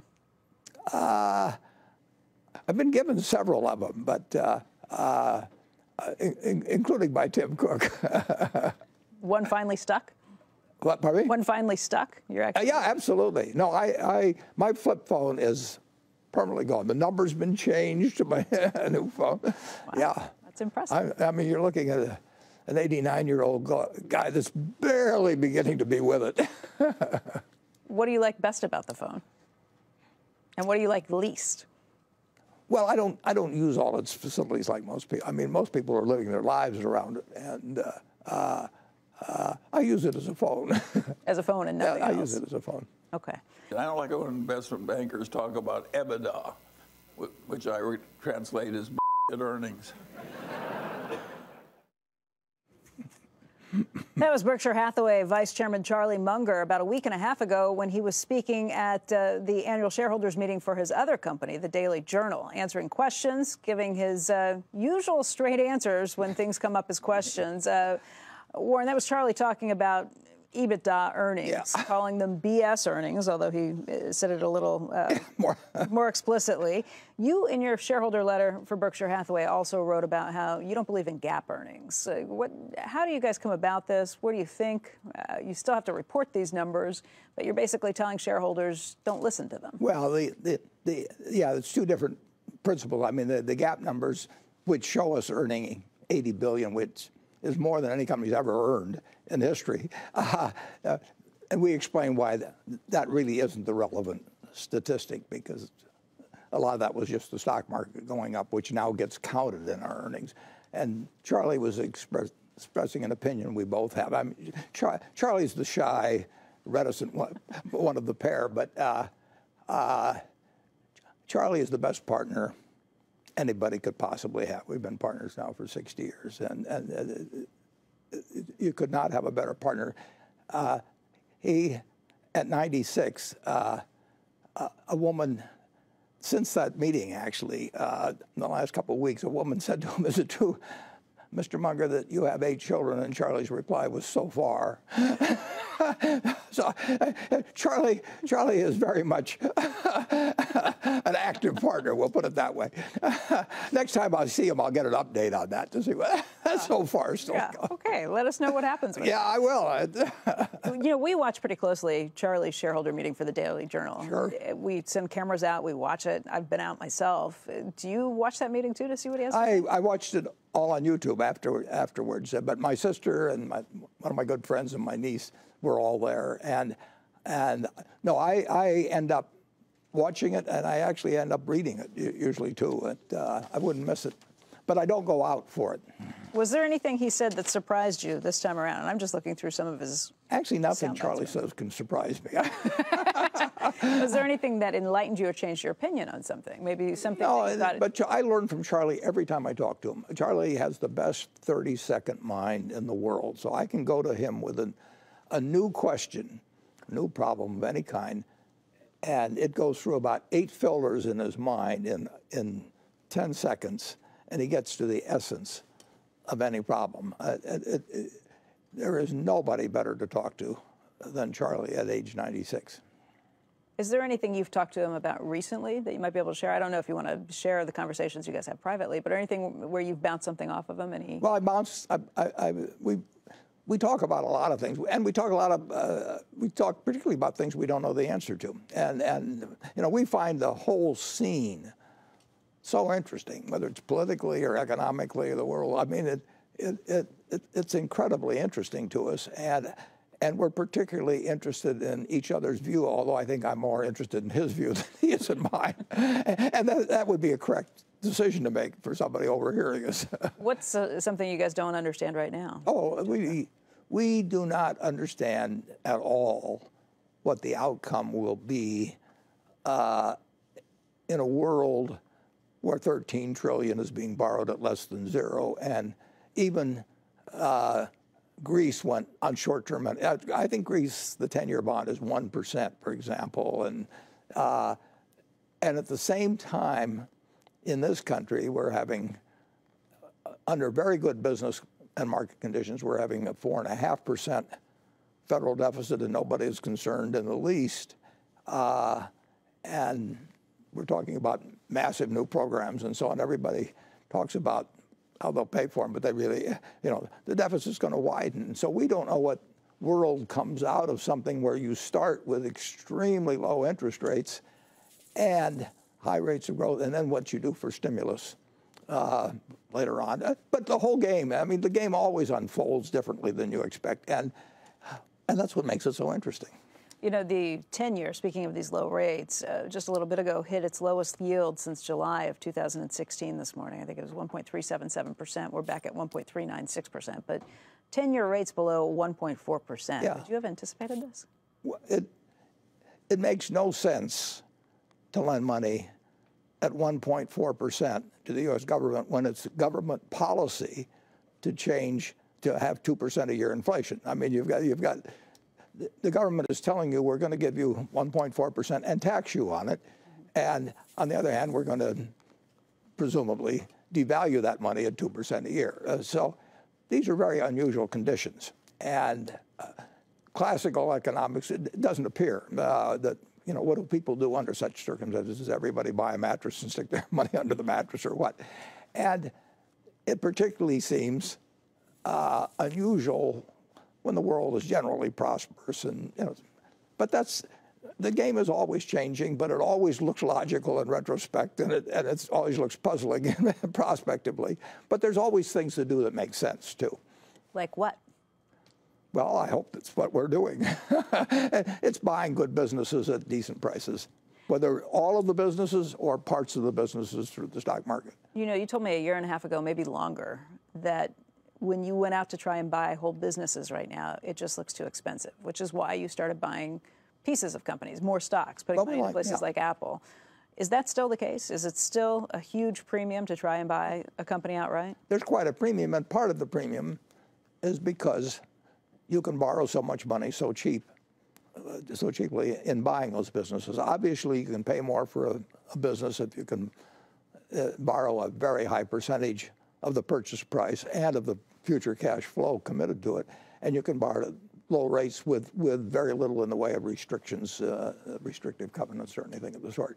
I mean, that's going to bring higher prices, and the demand for that is huge, and people look at those rates on the 30-year or the 10-year, and they say to themselves, gee, I can't live on that, and so they stretch and buy poorer credits. But that's just part of the human cycle over time, and that leads to something else, and that leads to something else. In the end, if you own good businesses at the right price, you're going to do fine. You're often quoted as saying that you don't know who's skinny dipping until the tide goes out, who's swimming naked until the tide goes out, exactly. whatever it may be.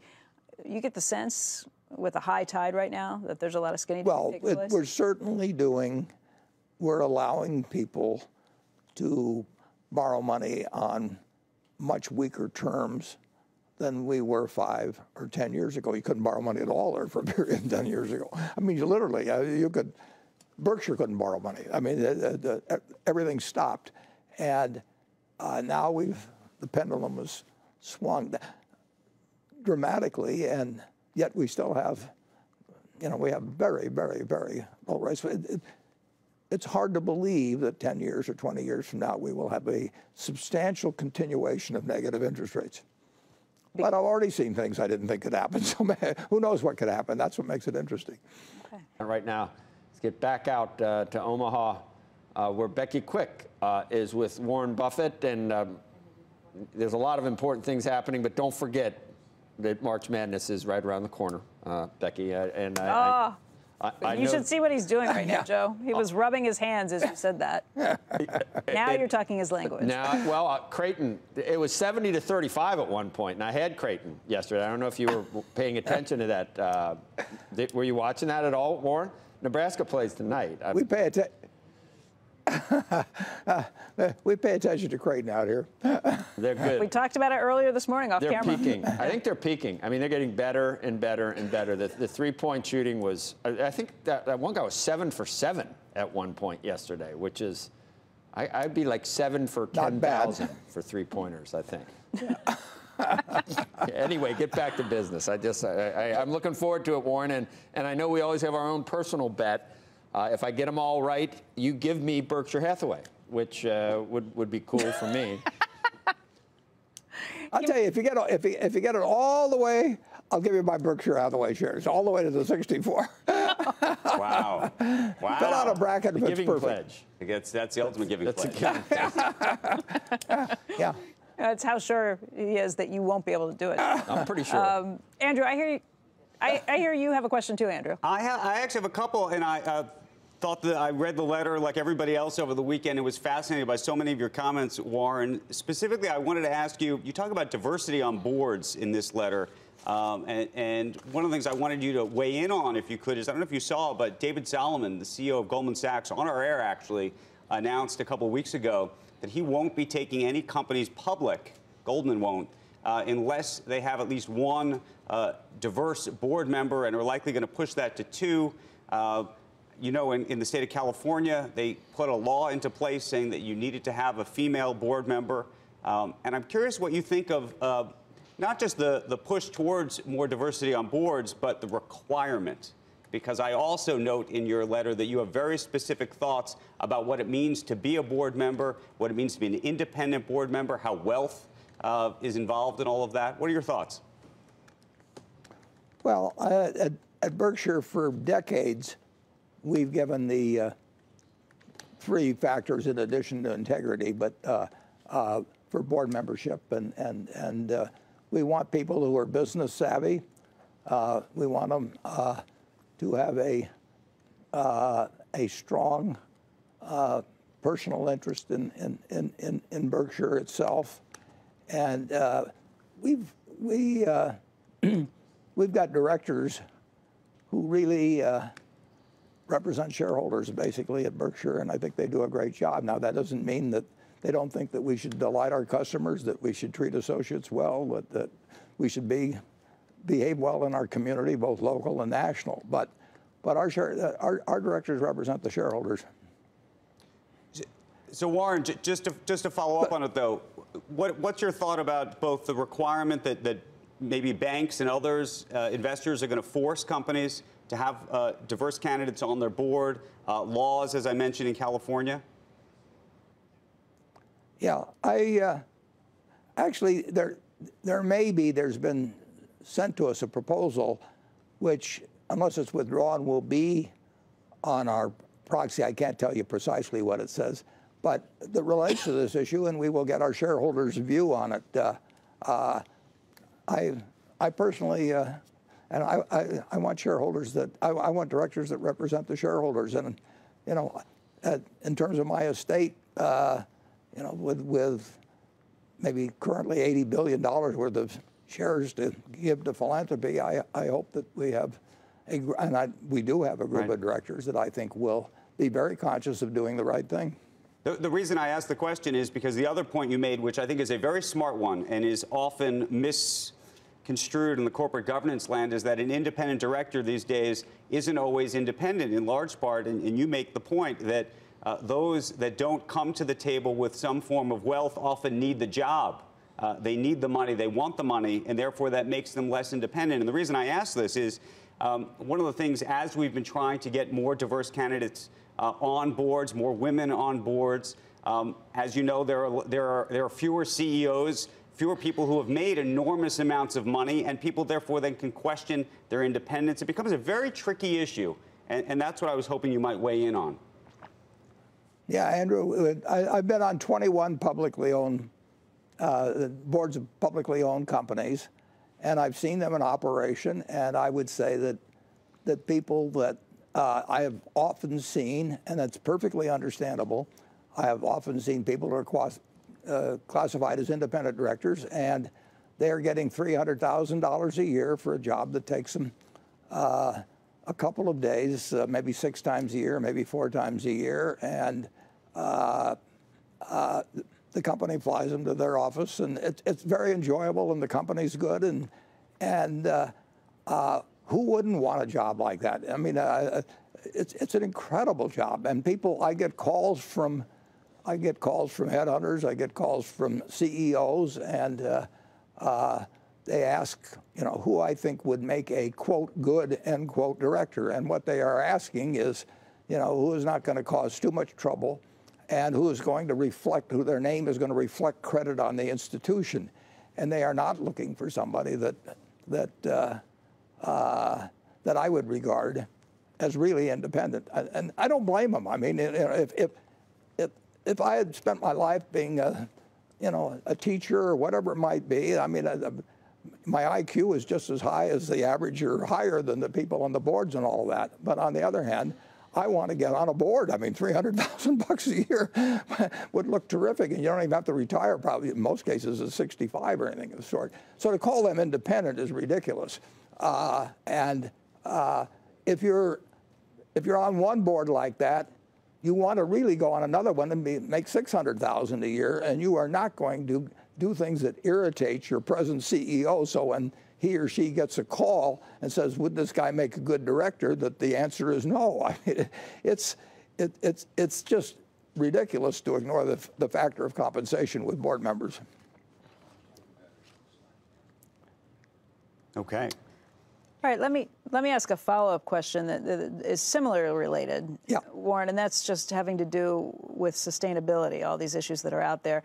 Guys in the control room, sorry, this is not where I told you I was going, but Abhishek Boudreau wrote in a question. He said, Larry Fink recently said that our investment conviction is that sustainability and climate-integrated portfolios can provide better risk-adjusted returns to investors. What's your view on sustainable investing? Well, I don't happen to make that decision when I'm buying the stocks in our portfolio. What their individual policies are, I think they're all pro-social. I mean, obviously, you've got to be in tune with your society. But if you think that I look down at a bunch of stocks and decide whether to buy Apple or whether to buy J.P. Morgan, or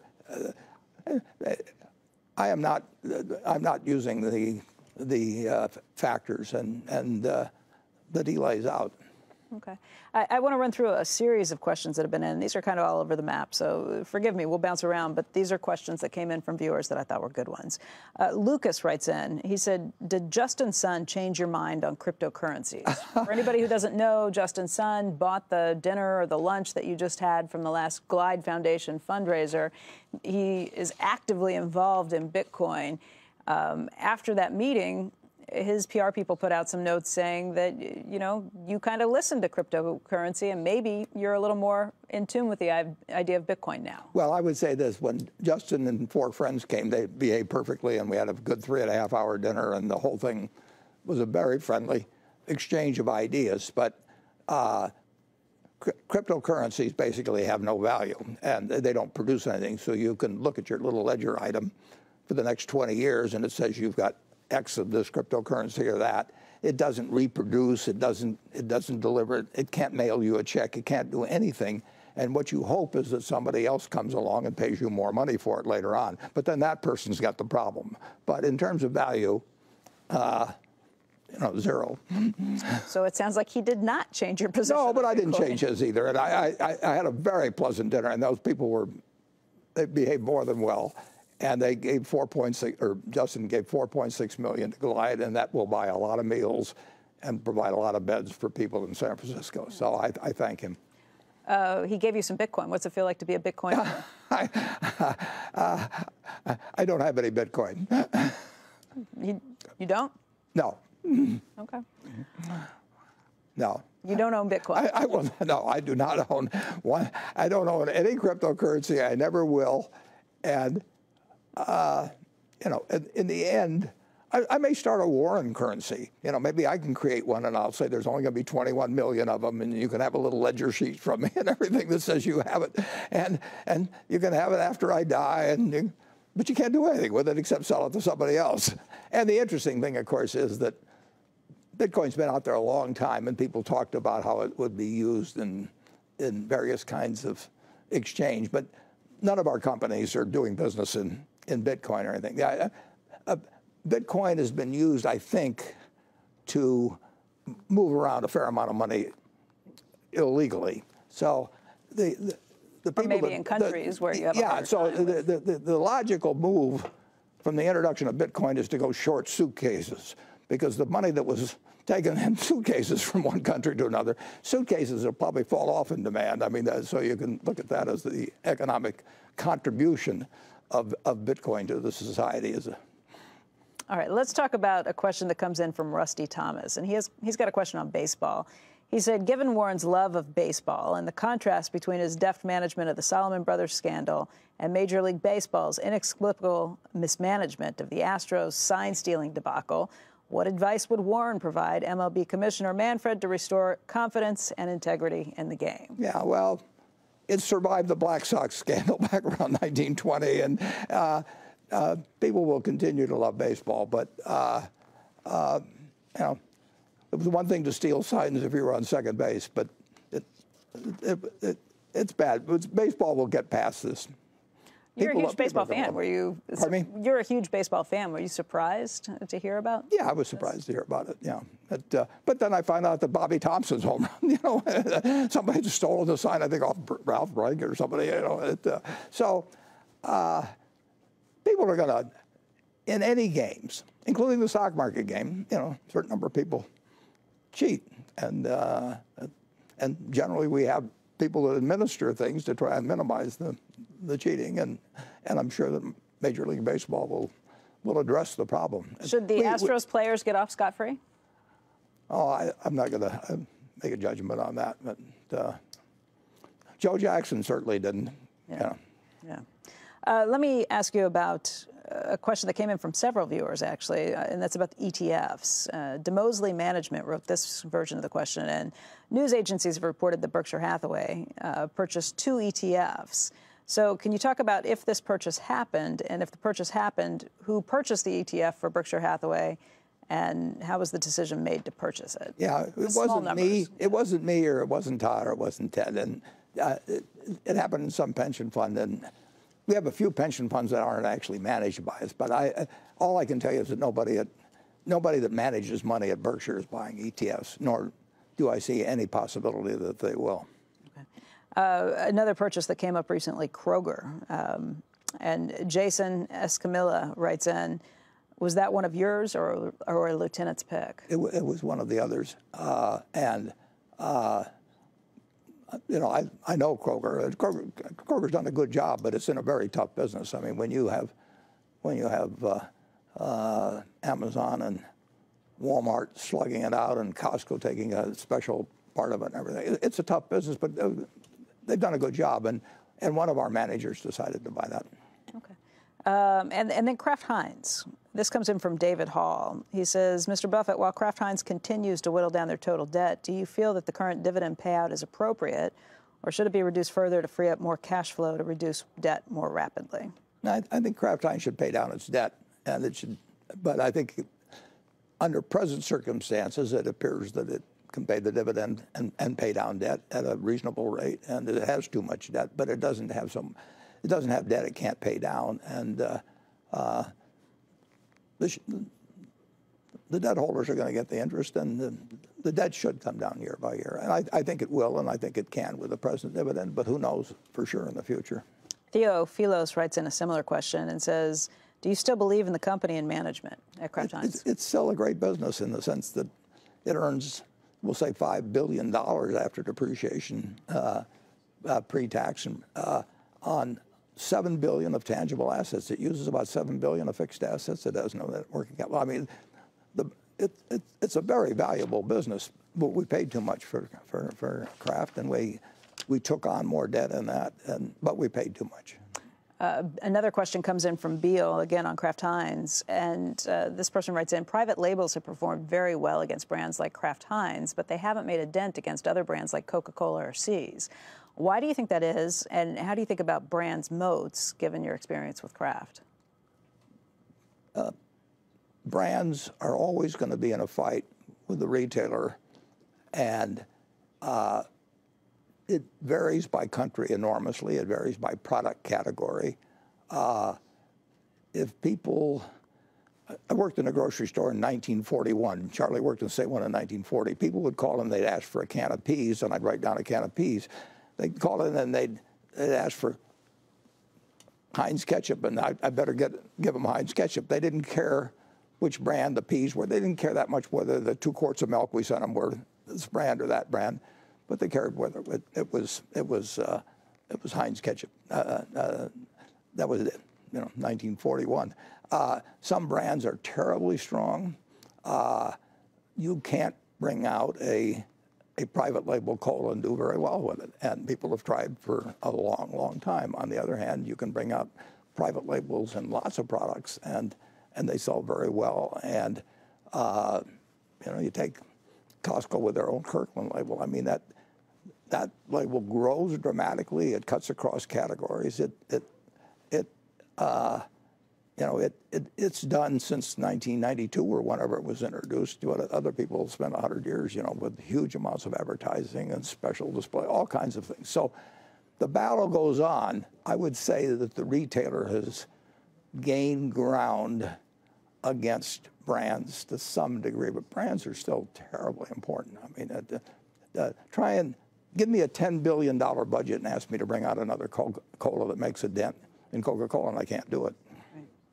All right, we're going to continue this conversation. Coming up, we'll have the final moments of our interview with Warren Buffett. Good morning, everybody, and welcome back to a special edition of Squawk Box. We are live in Omaha, Nebraska with Warren Buffett, the chairman and CEO of Berkshire Hathaway. He's just completed and put out his 55th annual shareholder letter to shareholders of Berkshire Hathaway. That came out over the weekend, and we are with him today answering questions from lots of viewers. Warren, one of the questions that did come in, it was something that you wrote about in the annual letter, was the role that Greg and Ajit play. Greg Abel, Ajit Jain, the 2 vice chairmen who were recently added as vice chairman, the role that they're going to be playing in the annual meeting with shareholders. You said that they will play a larger role in the shareholder meeting. How will that work? Well, it will mean that any shareholder or any of the journalists there who are presenting questions from shareholders that have been sent to them can direct those questions to either Ajit or to Greg. So if they were insurance questions, they might want to direct them to Ajit, non-insurance questions to Greg. But they will be there, and we'll have 60 or so questions. We don't know what they're going to be, and if anybody says, I would like Greg to answer this, or I would like Ajit to answer this, then they're right there adjacent to us. They'll be sitting on stage with you and Charlie? Well, he's sitting in front of the crowd. There's 2 different levels of tiers there. Mm-hmm. Yeah. Again, you said you did this because you'd gotten a lot of questions from directors, shareholders, other people who had kind of advised you that they thought it was good for them to be playing a bigger role. Everybody. I heard from quite a few people. Now, we directed questions out to them where they were sitting with the directors out in front, and then the spotlight went down. But this may encourage more questions directly of them, and that'll be terrific. Okay. Jim Bean writes in a question. He says, in the past, both you and Bill Gates have stated that half of the board meetings are spent discussing succession. How has this changed since Ajit and Greg are on the board? Do they leave the room? They leave the room. But if I die tonight, the board tomorrow morning knows exactly what they're going to do. Hope they're polite about it, let the body cool off. But basically, they know what they're going to do. And the interesting thing about it is, we own the Apple and J.P. Morgan, all those things. I don't know who's going to succeed the CEOs of any of the companies I think that we own stock in. But we're well prepared for succession. It's almost going to be embarrassing how well. All right, let's get to a few more shareholder questions. Chip Crook writes in a note and says it was reported that Boeing was looking for a large cash loan. Were you ever approached about Berkshire loaning the money, kind of like the Goldman Sachs deal from years ago? I think Boeing's raised about $13 billion, but that's bank type money. In other words, my memory is that it's maybe 1%, plus life. They're looking for traditional bank loans, and we don't make traditional bank loans. You also talked in the letter about how Berkshire Hathaway Energy, I should say, has the ability and the talent to manage big investments, $100 billion and more. I think you wrote, "We stand ready and willing and able on such opportunities." California Governor Gavin Newsom asked you at one point to bid on PG&E. Is that such an opportunity? PG&E, we worked with them for decades and been familiar with them, but that doesn't fit Berkshire. But if there were $100 billion of transmission lines or whatever it might be, Berkshire could do it. And we would love it. That happens to be a very tough thing to do because you cross all these states and everybody says not in my backyard and all that. But there can be huge, intelligent investment made in the utility energy area, and no one is better equipped to do it than Berkshire in both talent and resources. Why does PG&E not fit that bill? It's too tough. I don't know the answer to it. Rearranging that utility, I know Governor Newsom. I think he's a very, very, very smart guy. And in terms of solving this problem, it's just not easy. You've got so many constituencies, and they're at each other's throats, and there's lots of money involved. And I don't want to be the guy. I don't know how to solve all that. Okay. Let's go on to a question that is posed by Ken Ducey. He says, you sold 31 newspapers after buying them over 40 years as a self-described newspaper addict. You said recently that most newspapers were toast. I know that's not exactly what you said. Yeah, that's not true. But this isn't his question. You can answer that too. Do you believe the problem with local newspapers is a lack of demand or a lack of innovation and a new business model? Well, the problem is that, getting back to the toast comment, Andy Schroeder actually is the fellow that said toast. He was interviewing me and I repeated it. But the problem is, and even every day, the circulation of the papers and every print circulation goes down. And the interesting thing about it, of course, is that the three survivors so far that look promising online are the New York Times and the Wall Street Journal and the Washington Post. All three of those papers sold their smaller papers. The New York Times sold, I think, 11 papers about 7 or 8 years ago. The Dow Jones, which owned the Wall Street Journal and now is owned by News Corp, they sold the Ottaway newspapers, 8 papers. Washington Post sold the Everett Herald. So they all saw the handwriting on the wall before I did, and they all sold their papers. That was their reaction. They did not try and figure out the online solutions. They got out of them, and unfortunately, I bought some, and we're still in it. We are financing Lee, and we think Lee has by far the best opportunity to continue print as long as anybody and to find an online solution for these papers. So we put new money into the newspaper industry here, or we've committed to do it. It'll close in a month or two. And then finally, very quickly, we are in the Berkshire Hathaway's headquarters building here in Omaha. Strom writes in a question and says, why did you decide to rent your offices for all these years instead of buying the building or building your own office building? Well, we only use 1 floor of the 15 floors here, but we have signed a lease for the next 20 years on 1 more floor, so it shows just how flexible our thinking is about the future. How much growth you're anticipating? Yeah, we don't want a big headquarters office. If we had a big headquarters office, we'd fill it, believe me. If we had 15 floors of our own, we'd have 15 floors worth of people. Warren, before we let you go, let's just go back to the futures again this morning, because right now the Dow is indicated to open down about 830 points. Weakness again on concerns about coronavirus and what that means. What's your mentality today as you kind of go out and look at the stock market and decide what you're going to do? We're buying businesses to own for 20 or 30 years. We buy them in whole. We buy them in part. They're called stocks when we buy them in part. And we think the 20 and 30-year outlook is not changed by coronavirus. All right. Warren, I want to thank you for your time today. We really appreciate it, your generosity with your time, and we hope to see you again soon. Come every year. Thank you.